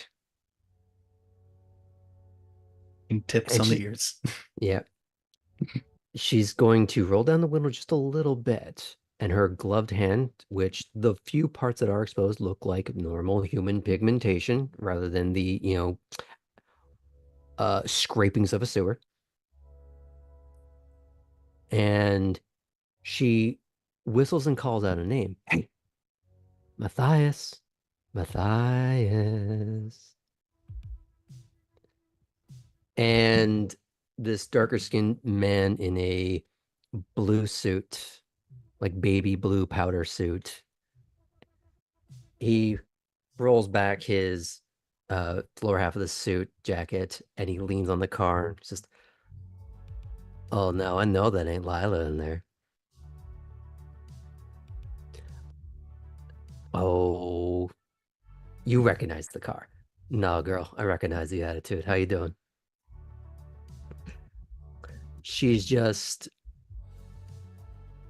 a little more giggly and girlish for a moment, but you get the impression there's a little bit of an act, that there's a little bit of a mutual act going on here. It's just, what can I do you for? Oh, you can do me later. Hey, that don't work with me. What do you want? I want that car. He looks over and You already got what do you need another car for? It doesn't matter what I want it for. I want the car. Okay, so what do you need from me? I want you to facilitate a race. All right, what's in it for me? A chance to make an asshole suffer for buying that car.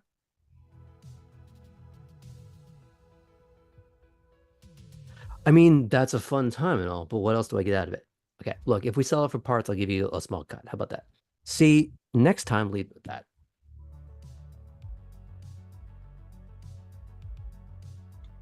All right, so how do you want?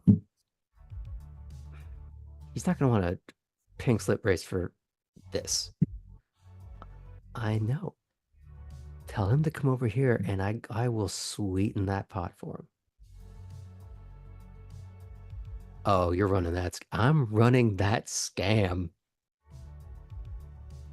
Abby wonders if she understands the scam. You do not. She turns and smirks to you. And when she does split her face open for a moment, it's like that the Beetlejuice teeth, despite the fact she's got the really pretty face.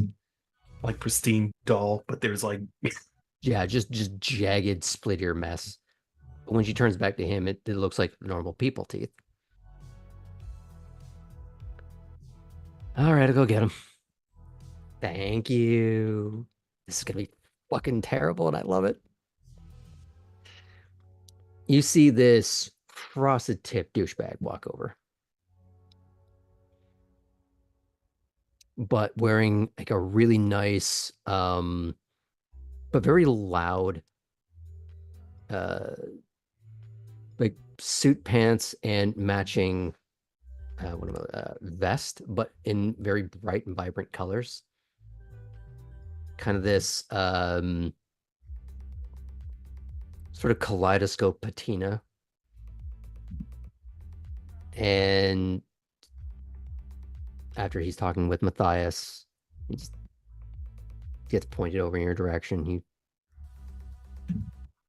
The way he's looking at the cards, like, how is this worth my time? And you see Matthias lean in, whisper something, and he walks over in your direction. Lila again rolls down the window, and he's leaning on it, doing like the really obnoxious anime lean kind of thing. Several feet too far. Yeah. Yeah. She looks over at you again briefly, and she's just like, because you got your little beehive thing going, right? Or you're trying to like hide up a little bit, right? Yeah. Mm-hmm. Very much not looking towards him. Okay. Like she scoped him out before as he was walking up. She subdues the grin just a little bit to look back at him and goes, "You think I'm pretty hot, right?" Uh-huh. Well, here's the thing. I'm not offering the car's pink slip tonight. If you think I'm hot, you should see what she looks like without the mask. And if you win, you get both of us. 2 pink slips for the price of 1.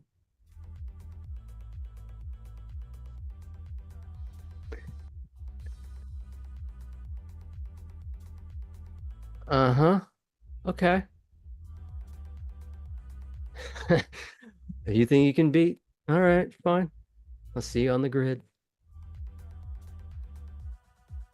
Tabby will whisper as he's going, "Good luck." Are you trying to make it sort of sweet and sultry, trying to add a little bit of that southern charm? Yeah. Okay. Good luck. He kind of looks like he doesn't know or care what he just agreed to in the case of like, okay, that was the thing. But he seems to be agreeing to it. And he's going to start getting up to the grid. Now, do you want to ask her any clarification at this point? Tabby, who very they're covered up, so Mm, can't really see how utterly crimson, hot mm. pink her ears are. But she, as soon as he does go away, does like kind of pull the dress back, and it's just like, fuck yeah, let's do this. Hey, we're not actually gonna. No, not him. I mean, if that's what you're into, It's I- not. Sorry, you I snapped sure? at you. He's not. I'm excited to steal his car. His car. Okay, okay. You're the one offering both our pink slips. With I think no you want promise that them. I'm going to do that. You gotta get them in the door How do I know that first. you aren't into me and him, and this is your way of getting both of this in? Sweetie, if I wanted both of you, you'd already be had. Fair enough. You're obviously the passenger princess. If I wanted payment, it already would have happened on that toll road. Now, let's go win a fucking race. Does the cast need a second? I'm just proud to be here, Graham. Just really proud. We were doing so well, but we're no Hmm. longer G-rated. Were we ever? It starts over every episode. I think it was gross rated, which is a better way to put it. Rated G for gross. I mean, we're some kind of G rated. Okay, well, that's being set up. We're going to check back in with Cora as she's strolling along. Mm-hmm. Do you go to anywhere in particular, or?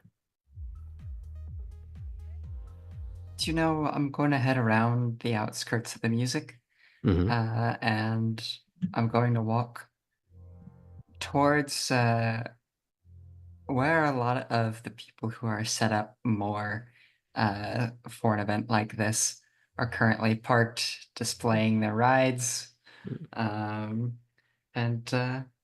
just perusing, seeing what's here.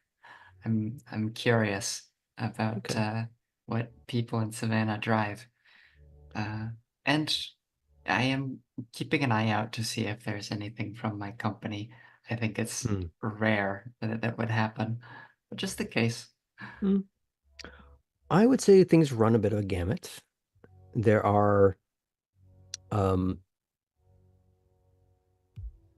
sort of the quote unquote regular cars like the, you know, Civics and Accords that have been tuned and tarted up a little bit in, you know, that particular category.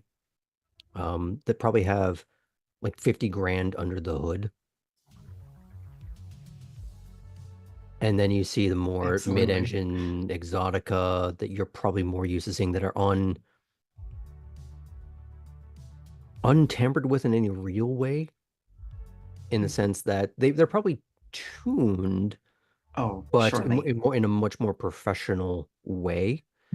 Like you don't have people who are strapping aftermarket turbos into these things like you do Oh, in that's fun too. tuner. Yes, sure, but they can explode real bad. If you ever been in a car where that happens, it's not a great time. No bueno. And for a moment, no ground. But again, it runs the gamut. You can see a kind of a wide variety of things. It's not necessarily what people drive around town all the time, Of course. but they have their Sunday best, and that's kind of what they're driving around at the moment.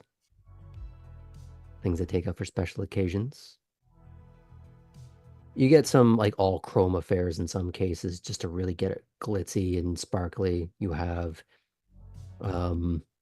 like decal vinyl wrap kind of things on a few of the cars that you contractually not even obligated or not allowed to paint over. Like Lambo, you're not allowed to paint or get repainted, you have to instead do vinyl wraps.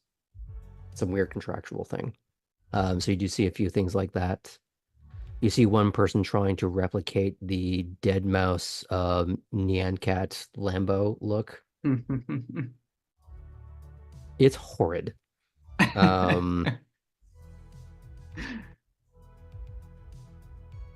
But you do, yeah, get a few things. Are you looking for something in particular? I know you said, Not right now, no. okay. But you're just milling around, trying to enjoy what's there. Yeah, I think I'd like to head towards some of the garages. I know that maybe kind of close to where people are signing up for heats, if there's a place that that's taking place. Hmm. Because I do remember being told that this is kind of an area where Titus hangs out and there's stuff going on, that he's someone I should meet. So I figure I'll head that direction. Okay.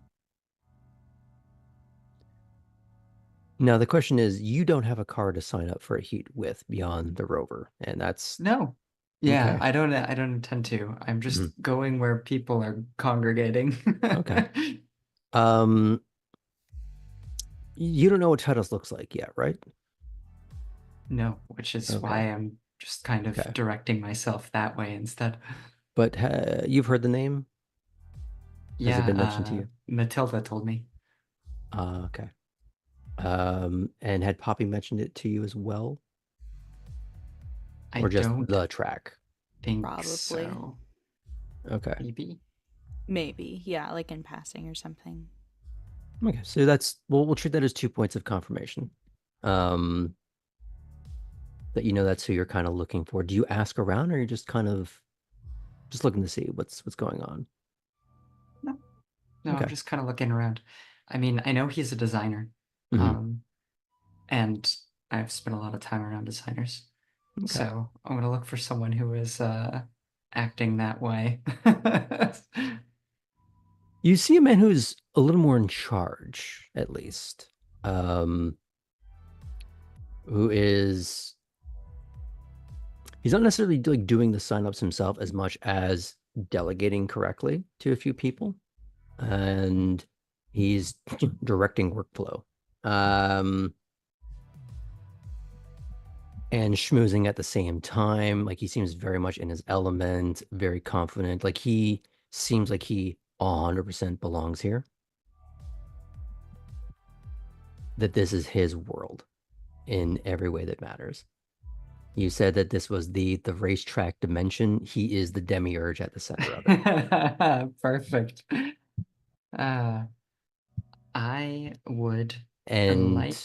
just because of you and your background, you would recognize that more than anyone else, specifically because of this environment. So I have a pretty good feeling, but I would like to invite that panoply of color that I saw once at a night market, and use a little auspex to try to get a look at this man. So you have 2 whole dots in Auspex is what you're saying, right? I do. Okay. Do you have your page printed out, or? I will need to move to that location. Okay. So I will find the page. Here we are. So you're trying to sense his aura, is what you're attempting to do. Yes. Okay. So through this power, since I don't think we've actually showed it on screen yet so far, you're able to get all kinds of details about a person based on how well you roll. You can find out their mood. You can use it to see if they're lying to you, if they're nervous, if they are hiding anger, because some of them are very, very good actors. But auras don't lie, unless you're bad at reading them. So are you trying to do more of a wide net, or you're just looking at him specifically? Let's do a wide net because I am less concerned about how people are specifically feeling right now Mm-hmm. and just trying to see who's one of us. Ah.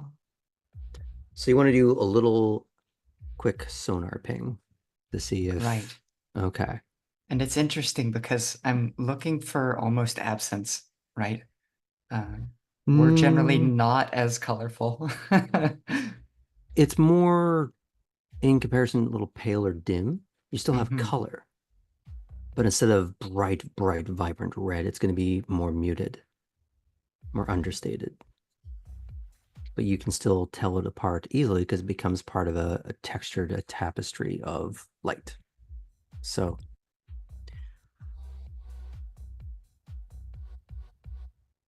now typically this is aimed at a person rather than a whole room, but you're trying to get a very broad sense. So I'm going to allow that because I think for the most part, it just makes things a little bit easier just to get that sense rather than having to eye each and every person to get it. But if you're just going for who's us and who isn't, rather than a psyche read, Mhm. I'm going to lower the difficulty from a base 8 to just a 6 because you're just looking for who they are, or rather what they are. Okay. So you're going to be rolling perception and empathy. Perfect. Do you want to spend any temporary willpower to get that? Um, What I I will say is that while pass or fail will change this, failure will not cut this off to you. You're just changing the route by which you get there.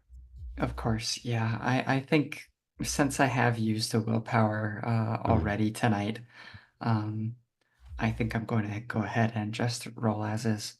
Okay.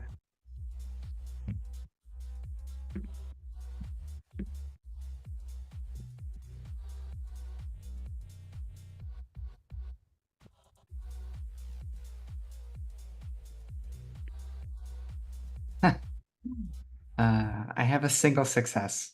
Okay. So instead of getting a wide sonar ping, we're just going to say what is immediately around you. Is I didn't really get a sense of hue out of the people around you. You're just getting a sense of level of luminance is going to be the way we put this. Some that Perfect. are brighter, incandescent, which is typically going to be, in comparison, mortals. You get a few that are slightly dimmed, but not enough to be like you. Probably ghouls. Interesting. Okay. But the man that you were looking at, suspecting,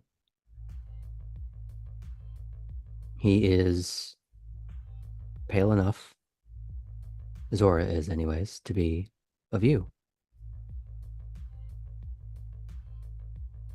Now you wouldn't know a clan, and you wouldn't know a name, but given enough context clues, you at least can go, I probably know who that is.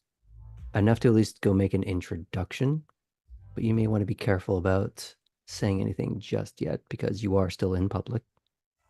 Of course. So, what do you do?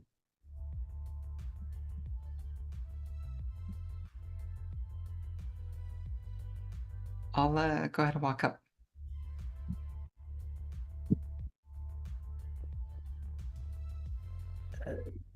He's kind of looking past you in a way that is not like dismissive as much as he's kind of just prioritizing through the crowd who he's talking to next, who he's talking to next, who he's talking to next. If he's having to delegate, if he's having to introduce, if he's having to schmooze. He does get to you eventually, and he just very calmly, very casually, very confidently, just um reaching for your hand to shake. He's like, "Hey, how you doing? You must be new here." That's right, Cora. Cora, Cora. Why do I know that name?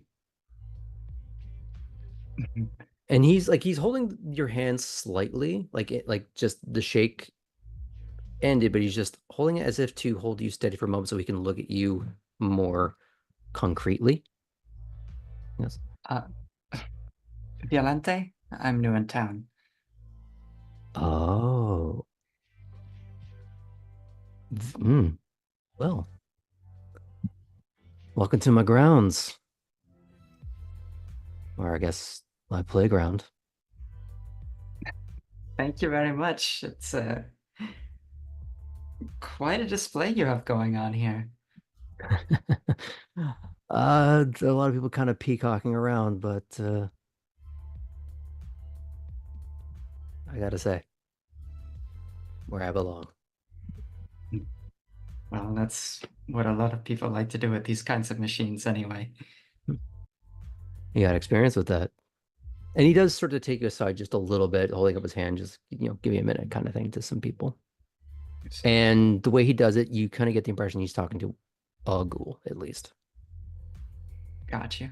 Hmm. So, I was a driver in a past life.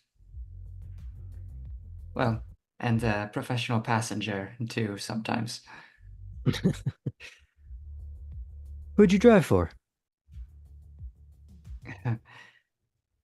Unfortunately, I wasn't a racer, but there was a company that I did demonstrations with, essentially. Maybe you heard our slogan. It's elegance in speed and at motion, or excuse me, elegance in motion at speed. I think I heard it in Italian. That's right. Hmm. The headquarters in Germany these days. I did hear that. I'm sorry, I'm being rude. Titus. It's good to meet you, Titus. Mm. Actually, I was told I should keep a lookout for you, given my background. Mm. Are you looking to race? You know, I would love to, but I came here in a borrowed Range Rover, so I don't think that's going to happen tonight. I'm happy to just watch.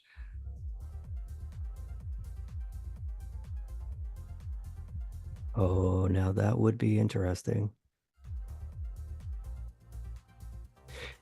So there's one little punk that wouldn't mind seeing the smirk wiped off their face. Comes around here, and I don't get much reason to just get him out because he does bring money, he does bring people with him. But I wouldn't mind seeing him humbled a little bit. It's very funny that you say that because this is something I have experience with, in fact. Oh, you're gonna have to tell me all about that. Hmm. It doesn't So, have to be right now. I just think cobbled streets and a borrowed car, but I came out on top.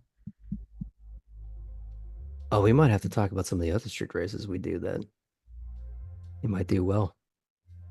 Assuming that story ended happily for you. I should think so. Huh. Well, you see, we could do this one of two ways. You can just race that Range Rover and see if you can beat him, which would put a smile on my face. Okay. Or, because that would be a little difficult, he does actually have a half decent car. Or I can give you one of mine. And if you beat him, you can keep his. But Huh. if you wreck mine, well, I could use another grease monkey or two. I have a pair of coveralls, so Oh, well, then you're covered. it sounds like either way I can lose in this situation. We'll see. See, here's the problem. This is a car I tuned myself. So it might have a little bit more kick than you're used to seeing out of a car like that. Okay, and what is this car? Now, above the table, before I answer this question, I want to tailor this to what kind of car would you like to see for Cora that is believable and achievable Uh-huh. for either, not for what he's going to lend you, Yes. but if you win, what would make this appealing to Cora? I think that's the way we're going to do this. Is it he's pointing out that guy's car to you. Okay, Is that a well, car you want or a car that you feel like you'd be stuck with? so I'll say this. Cora likes to drive for the drive, not necessarily for the car. So Hmm. she'll enjoy doing this, no Ah, matter what's over there. okay. I do have an idea. But Mhm. uh, I know you and I had a little list We that You'd have to refresh my memory on because it has been a while. okay, let me see. Basically, I looked for mid-engine cars that you can find used for around 7K and below. So it was, Under how much? relatively 7K Okay. and below. So like This is going to be relatively more than achievable. that Okay. I because this have is a a guy. higher budget. That's Okay. nice. The thing in my mind, and if you want to find something in that realm, is this guy has something like a Nissan 350Z. Okay. Yeah, yeah. Um, that actually Th- fits It's like a really because butch Porsche, is what I always looked at it as. yeah, that actually, if you find one that's very beat up, you can Mhm. actually get one in that price range too. Okay. As long as you go old enough. Mhm. Uh, so, This is definitely but a newer yeah, one. there's other cars like that. The Toyota Spider, the Pontiac Solstice actually, which has a god awful interior, but is very Veto. cool exterior. Um, uh, We're just going to so make this a little easier. We'll go with the 350 for now, okay. and she can kind of just, oh no, she'll have to deal with it. But what he drags you over to is, oh, this is fun. It's an import, but not quite in the way that maybe you're used to. Hmm. This is a Holden Monaro. Oh, okay. Holden is a Australian brand, That's interesting. but it is often rebranded as, I believe, a Ford in the US. Huh. Don't quote me on that. I don't remember off the top of my head, but it's often used for um, drift races It's because it's been tuned that way. it's part of GM. GM, okay. And it has been used as like tuner cars. It has been used as racers. And he's definitely done some work on it. There's pieces that are not original. There are pieces that have been added, removed. There are no back seats. There's just a single bucket seat with just a sort of the scaffolding of a frame within it, the like steel gear shift that looks like like Lego Connect kind of thing, where it's just exposed metal.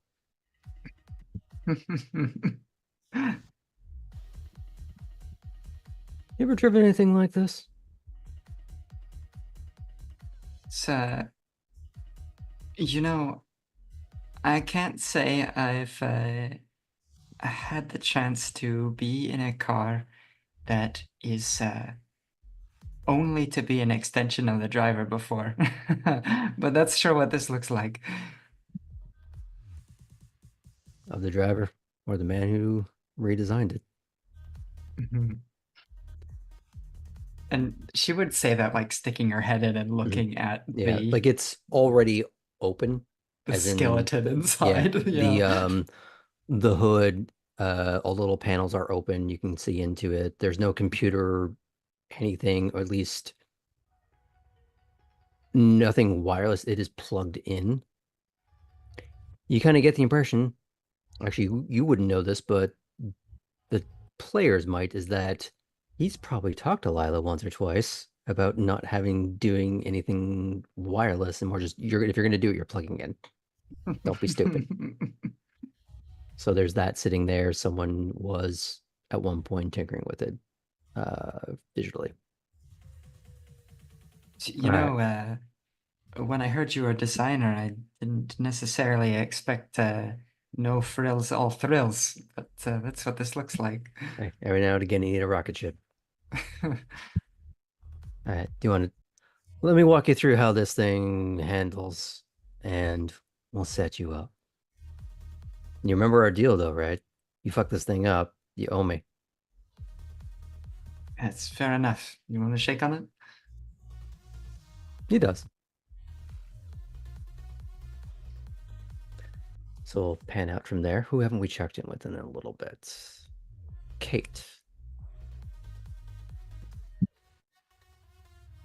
We're going to be slightly rewinding a little bit to you just walking with a bit earlier to Harlan bringing you over to someone.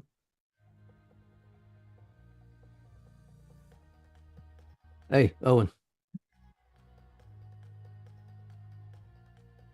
He doesn't leave the perch where he's kind of leaning against the wall. He's clearly like scanning the area.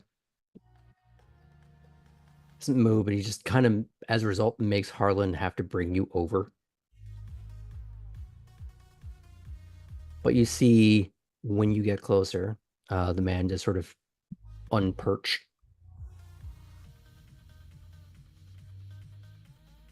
You must be Bolton, and he does reach out to shake your hand. I'll shake his hand. Owen Brooks. I'm gonna kind of raise an eyebrow at Harlan asking the question, like when I asked to be introduced to coworkers, if this is one of them. Yeah, you're part of the same office pool. Can I leave her with you for a little bit, or you're going? And he happily slinks off to get a little further away from all the noise. You wouldn't necessarily see or know this as much as he and Lewis are just sitting down next to each other on one of the bleachers, kind of watching whatever's going on. Probably sharing a flask that one of them brought. Not that it really seems to matter, but maybe you don't know what's in there.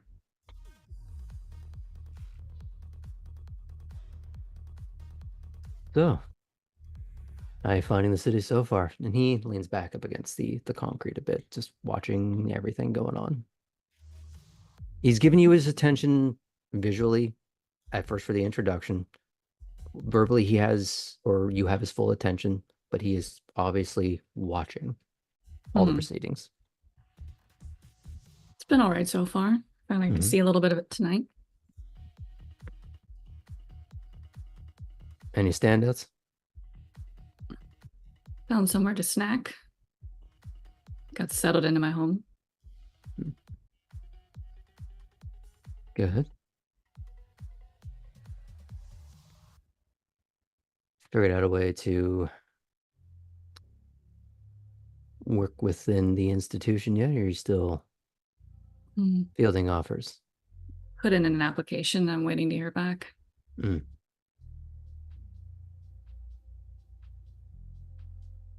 So while I heard your introduction. What are you looking to do? Seasoning can mean a lot of different things. Could I pick up on, based on his like crowd scanning and stuff, what his job might be? You could infer a few things, Mm-hmm. but you know who has the title of sheriff, you know who has the title of scourge, Mm-hmm. and he is neither of those. Mm-hmm.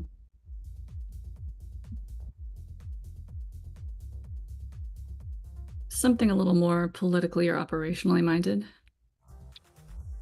As far as our office pool goes, I don't exactly fall into security. More of a stint than you might expect. This is how it used to be. Now some of these more modern blues get a little upset when the Dow drops a point, missing the bigger picture.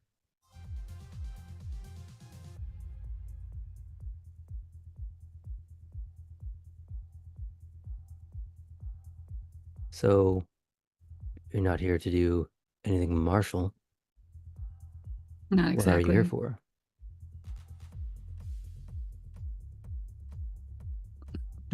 Put in an application with Jean.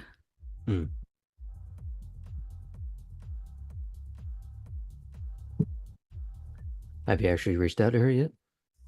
Just a quick chat yesterday before leaving. Did you get her number? This was pre getting a phone, so Ah. Oh, so you're looking for an opportunity to link back up, you mean? mm-hmm.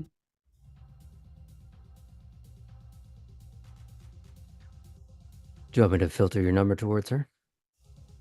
I'd appreciate it. Well, she is a bit busy.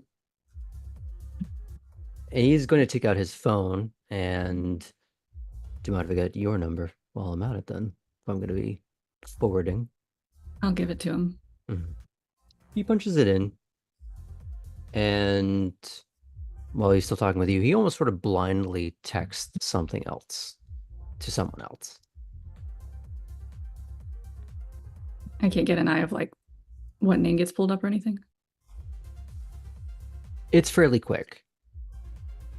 Again, because it's a little blind, he's doing it very rote, very from memory. So it's almost like if he doesn't need to see the screen, no one else is going to be able to very easily. Mm-hmm.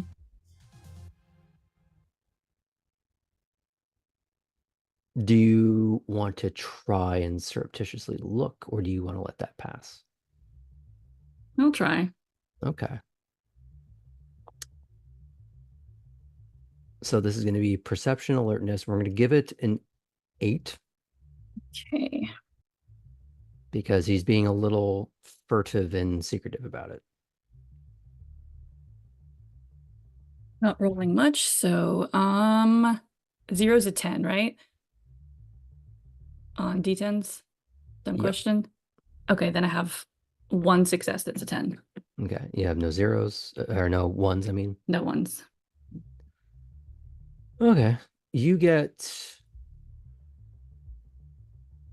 get the substance of the message. You get a last name. Redgrave.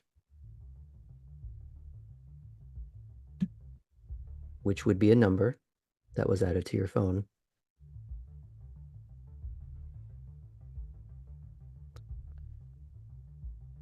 It was something I had to tell you afterwards. Mm-hmm. Yeah.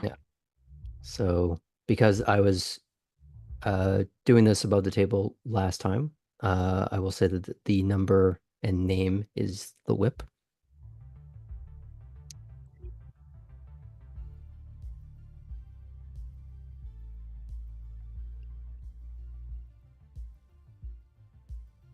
So I'll let you get away with that one. Okay.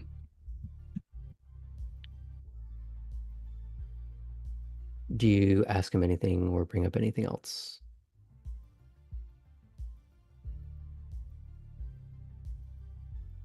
I don't want to bother you tonight.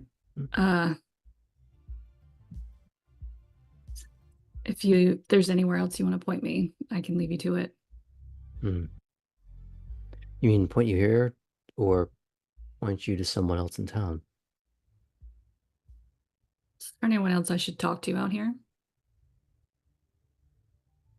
This is not exactly my scene, but I figure meet as many people as I can while I'm new to town. Hmm. Well, in a very tangible sense, this is Titus Silverstone's, I hesitate to say domain, but Has Kate heard that name before? mm, only if Poppy had mentioned it when she said, "Hey, there's a thing at the racetrack." Did she say I Titus? think I did, Okay. yeah, because I was saying that Titus invited me and all of Okay. us. So you would have at least got the first name.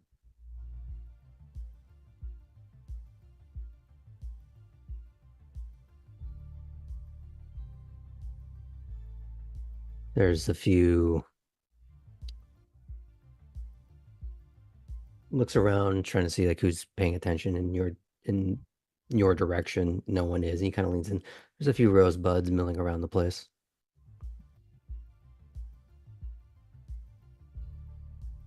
Yeah, I think the one I came here with is, and she's gonna like vaguely point towards like the dance area somewhere that direction.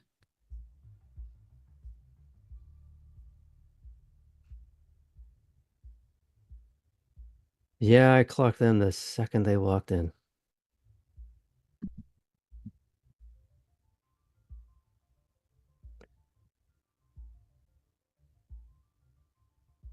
Hopefully they stay calm. I'd like for this to be an easy night for me for once. Tend to get rowdy. On Hutchinson? Not normally over here, but every now and again, I don't know if you heard the name Jolene yet, but every now and again she gets a little, how do I put this? Exceptionally stupid, and she tries to start something, either with Titus or down at the Weston. Not often, just when she's bored. So if I were to ever head to the Westin, keep an eye out for Jolene. She doesn't go there often. Good to know. And usually she does. She's quickly kicked off. Under threat of, well, a steak dinner.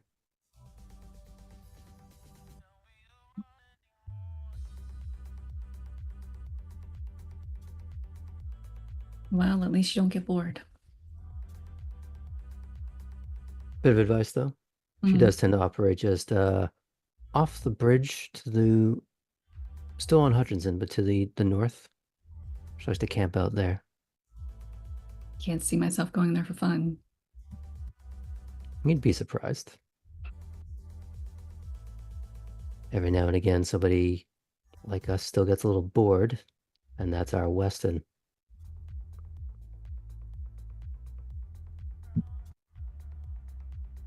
I'll make note of that.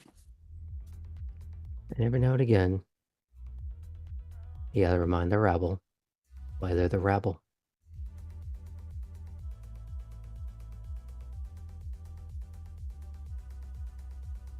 Enjoy yourself tonight. Thanks.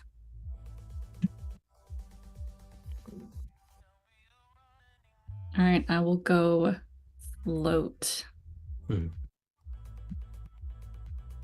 Okay.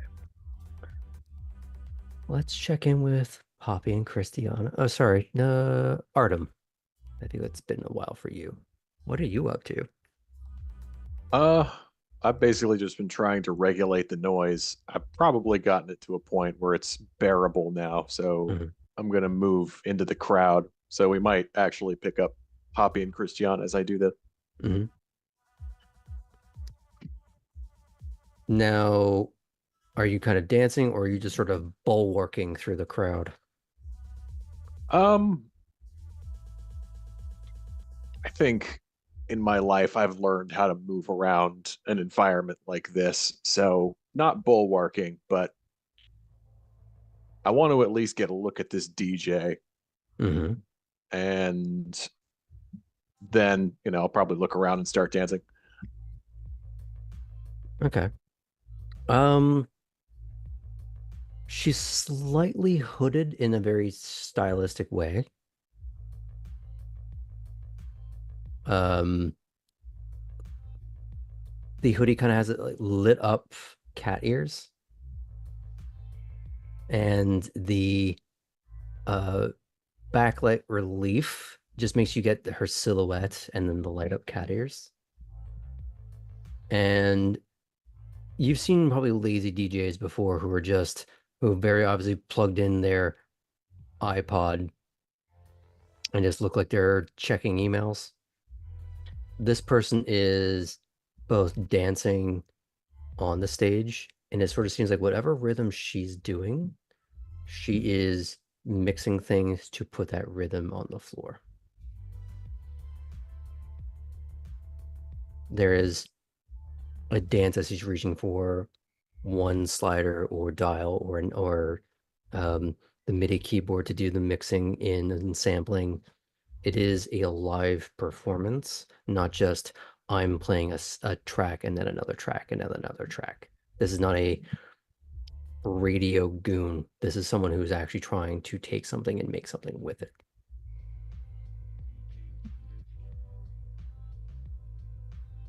So you might hear snippets of songs that you potentially recognize, but it's being flowed in beat and matched to something else to create some synthesized different song.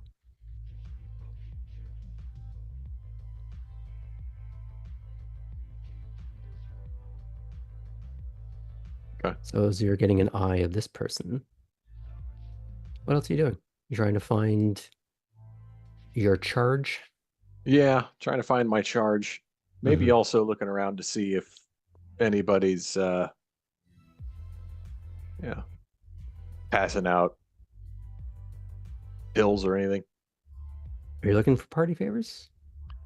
Not looking for them, but Mhm. looking to see if they're around.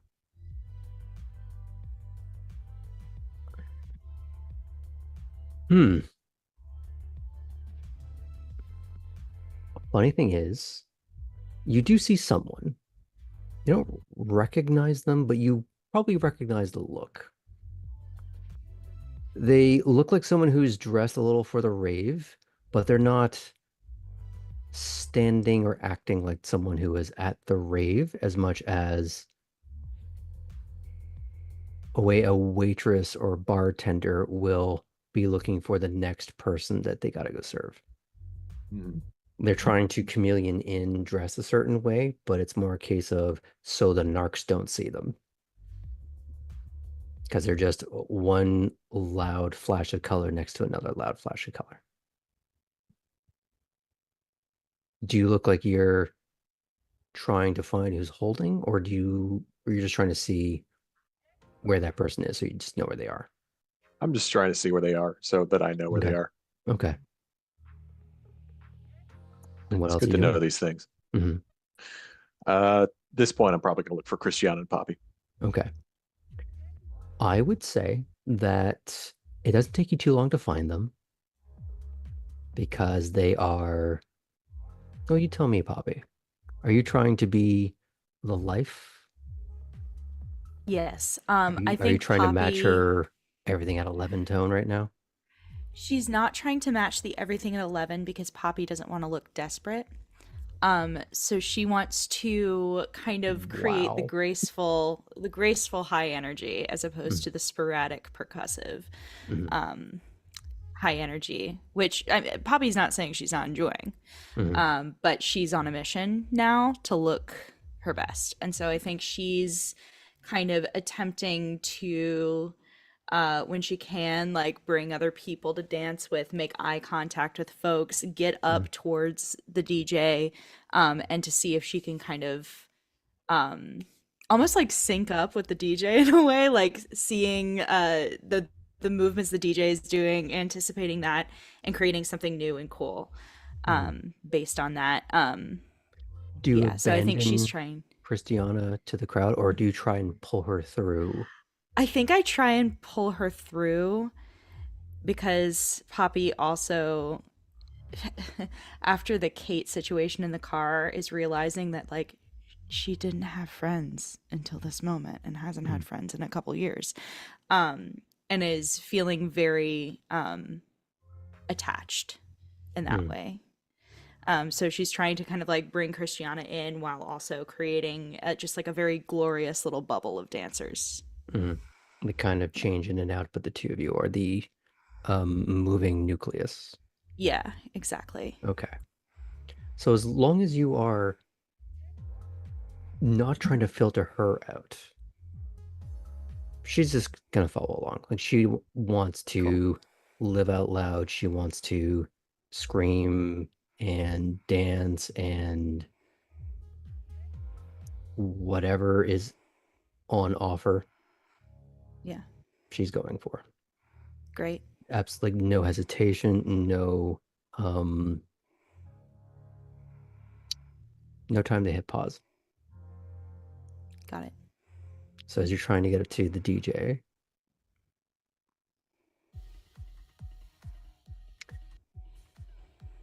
actually, let's add a little bit of chance to this. Okay. Do you have performance? I It'd be in the middle have column. 2 in performance. Okay. So you tell me what the argument is then. Do you want to use dex and performance, or is this a appearance, charisma?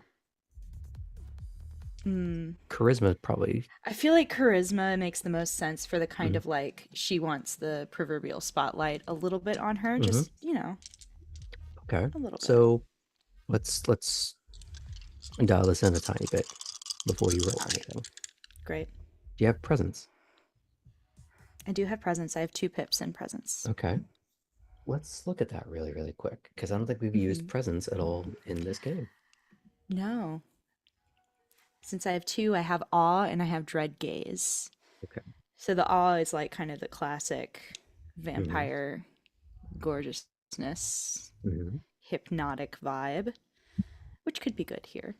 And then the 2 is the scary one, the dread gaze, where I make people scared of me. So, what you could do, if you wanted, I'm not saying you should do this, you wouldn't necessarily affect the DJ, and maybe you wouldn't want to. No, the DJ is her own person. I see her as a bit of a higher in the strata. And I believe you have you been told? Oh, no, I think that's been the recurring jokes. You have not been told about raves. You had not been told. No one told me about the DJ. No one's told me about rave culture here in Savannah. I've been absent for every conversation about it. So you don't know that this is one of you. No. But the audience does. Yeah. Okay. Now, above the table, what I will be saying is that it's very possible that this is someone else that is using some amount of presence on the crowd.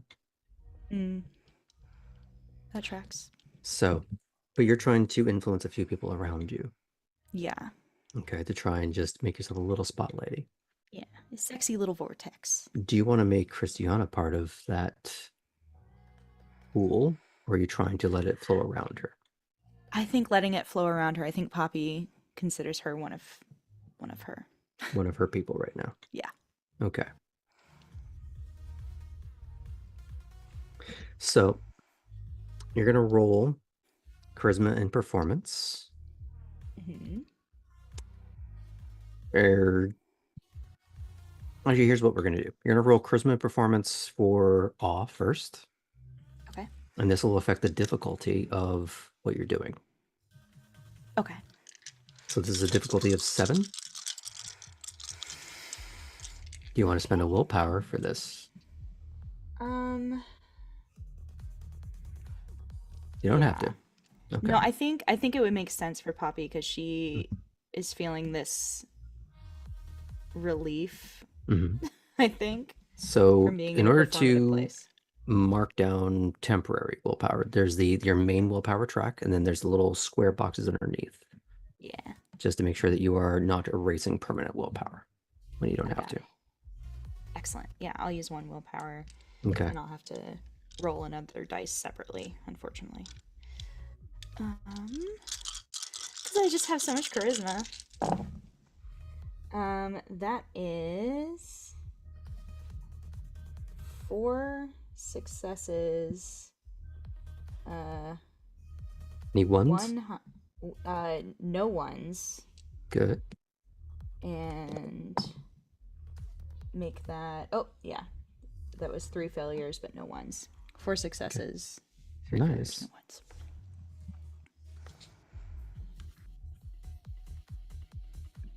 So what you're trying to do is you're trying to exude a certain amount of,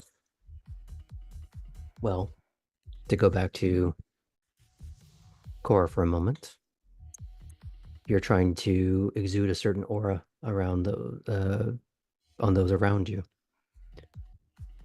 Much like you are at a track, you're trying to rev them up. Mm-hmm. I'm not going to have you roll the other one because it's, I think, moot now. You're not competing with the woman in the booth.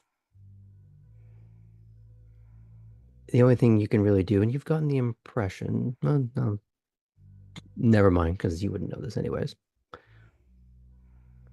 You're not able to redirect them in the way that the DJ is clearly in control in some ways.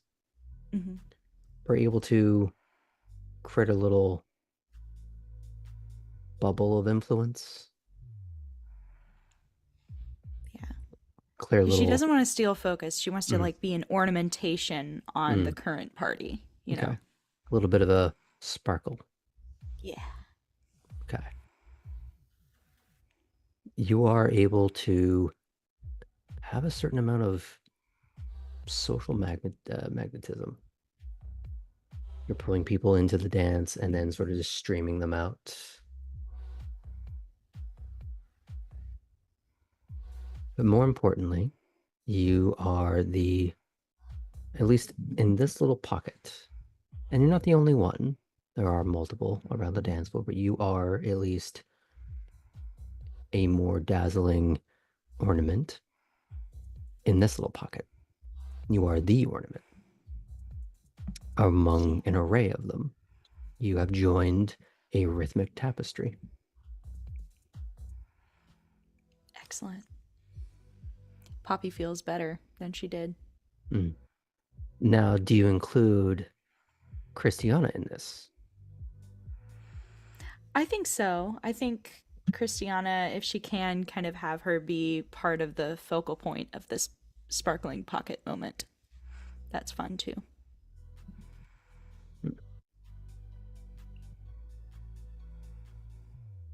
Yeah, if you're keeping her part of it, she's there. Yeah. Much like you're getting the impression that she just doesn't get to be. Yeah. Yeah. That makes sense.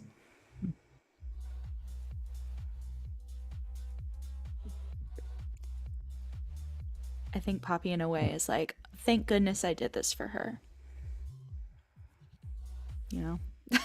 Like, I fixed it. I made this better for her. So therefore, I'm good. Ooh, we gotta invent a rule for self-awareness.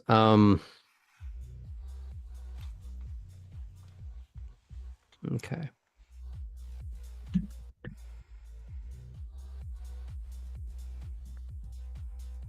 As we peel the camera back over to Tabby, you are lining up on the grid. I assume I'm just also in the car with her. She's trying the awkward thing of trying to get you to switch seats with her. Oh no. So it's a good thing the windows are down so you can make this awkward clambering eventually happen. while you're on the grid. The camera on the outside might see the car just slightly shift and rattle in place a tiny bit. Wait, am I driving? Unless you know how to hack someone's car. Yes. All right then. Now, I assumed that this was all kind of a carried by you thing. I've driven before. God, let's see. I did say, as long as we're not going over 100, you can drive. And he's not going to go very fast in a second. He might go at first. Okay. All right. I kind of figure you put your foot down, it'll go in a straight line. You figured that part out, right? Yeah. We're not going in a straight line. We're going like around corners and stuff. And yes, but you're not going to go in infinity miles an hour, okay? Like you Right. know how to at least do the straightaway Yes. because that's where we're starting. Cool. Okay, can you figure that out? You good? Yes. Okay, can you, for at least a moment, think of your foot as a brick that it goes on the gas pedal, the one on the right? Yeah. Okay. And wait, is this is not the car we're bailing from? Okay, different plans. Good. You said brick, and I for a second thought that you were planning to bail from this car. This is your car, so no.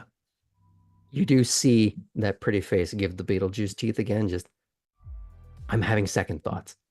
I'm not going to bail from this car. I was confused because you said, imagine your foot's a brick. And we definitely had a conversation about bricks before. I'm not going to bail I wish from your I car. had a brick right now. Dear, Are you good to drive? I am good to drive. Are you good to not bail out of the car? Yes. Good, because if you bail out of the car and I'm in the passenger seat, I'm going to be fucking angry. Makes sense. And we won't have to worry about you having a spare ID for shenanigans. You won't live that long. Okay, Jesus. Yeah, fine. I got it. Finding my pressure points, finding my pressure point. Okay, cool. All right. And when she says finding pressure point, she does, it kind of starts to palm your skull again. Just like, there's my pressure point. Oof. All right. Gonna pop that like a teenager's zit. Okay, so.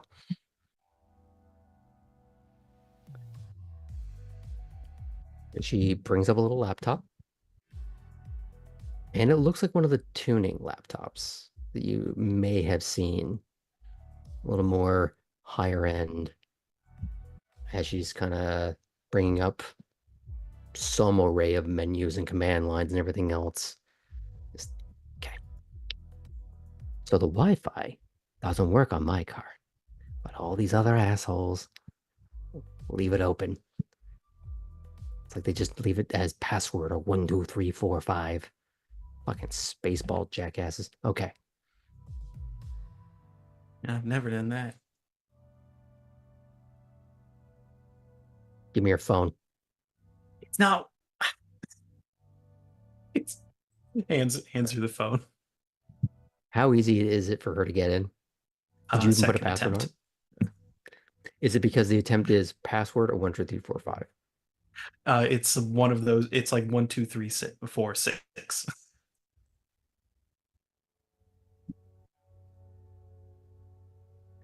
She disables They the wouldn't password. guess. Goes, I'm keeping this for now.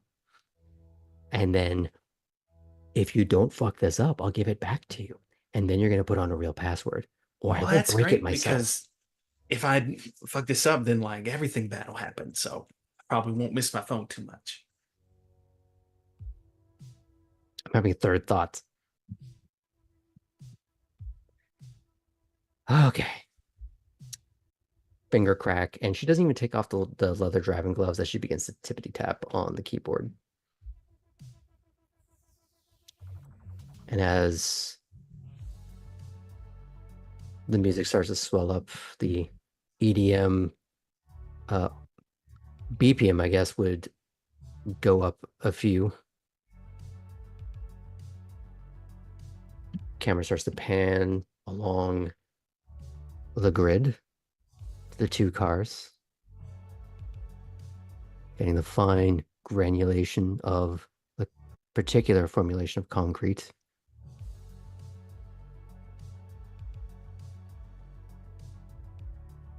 And just as one of the blondes walks over with a little flag, not quite short hair, but a little bit more of a spunky wild cut. She's holding the flag in her little short race queen outfit. She holds up her arms, pointing to you, pointing to the other person, as if getting like, ready, ready. And as her hands go up, there's that held breath. As the beat begins to drop, her hands start to come down, but they stop as we cut to black. Credits come up, and we'll pick that up next week.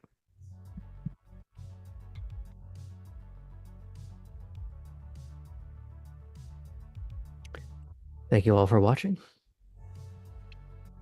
We'll pick this up next week on Wednesday, but before then, on Tuesday is our regular D&D game. I hope you come check out one or both. Thanks all for watching. Have a good night.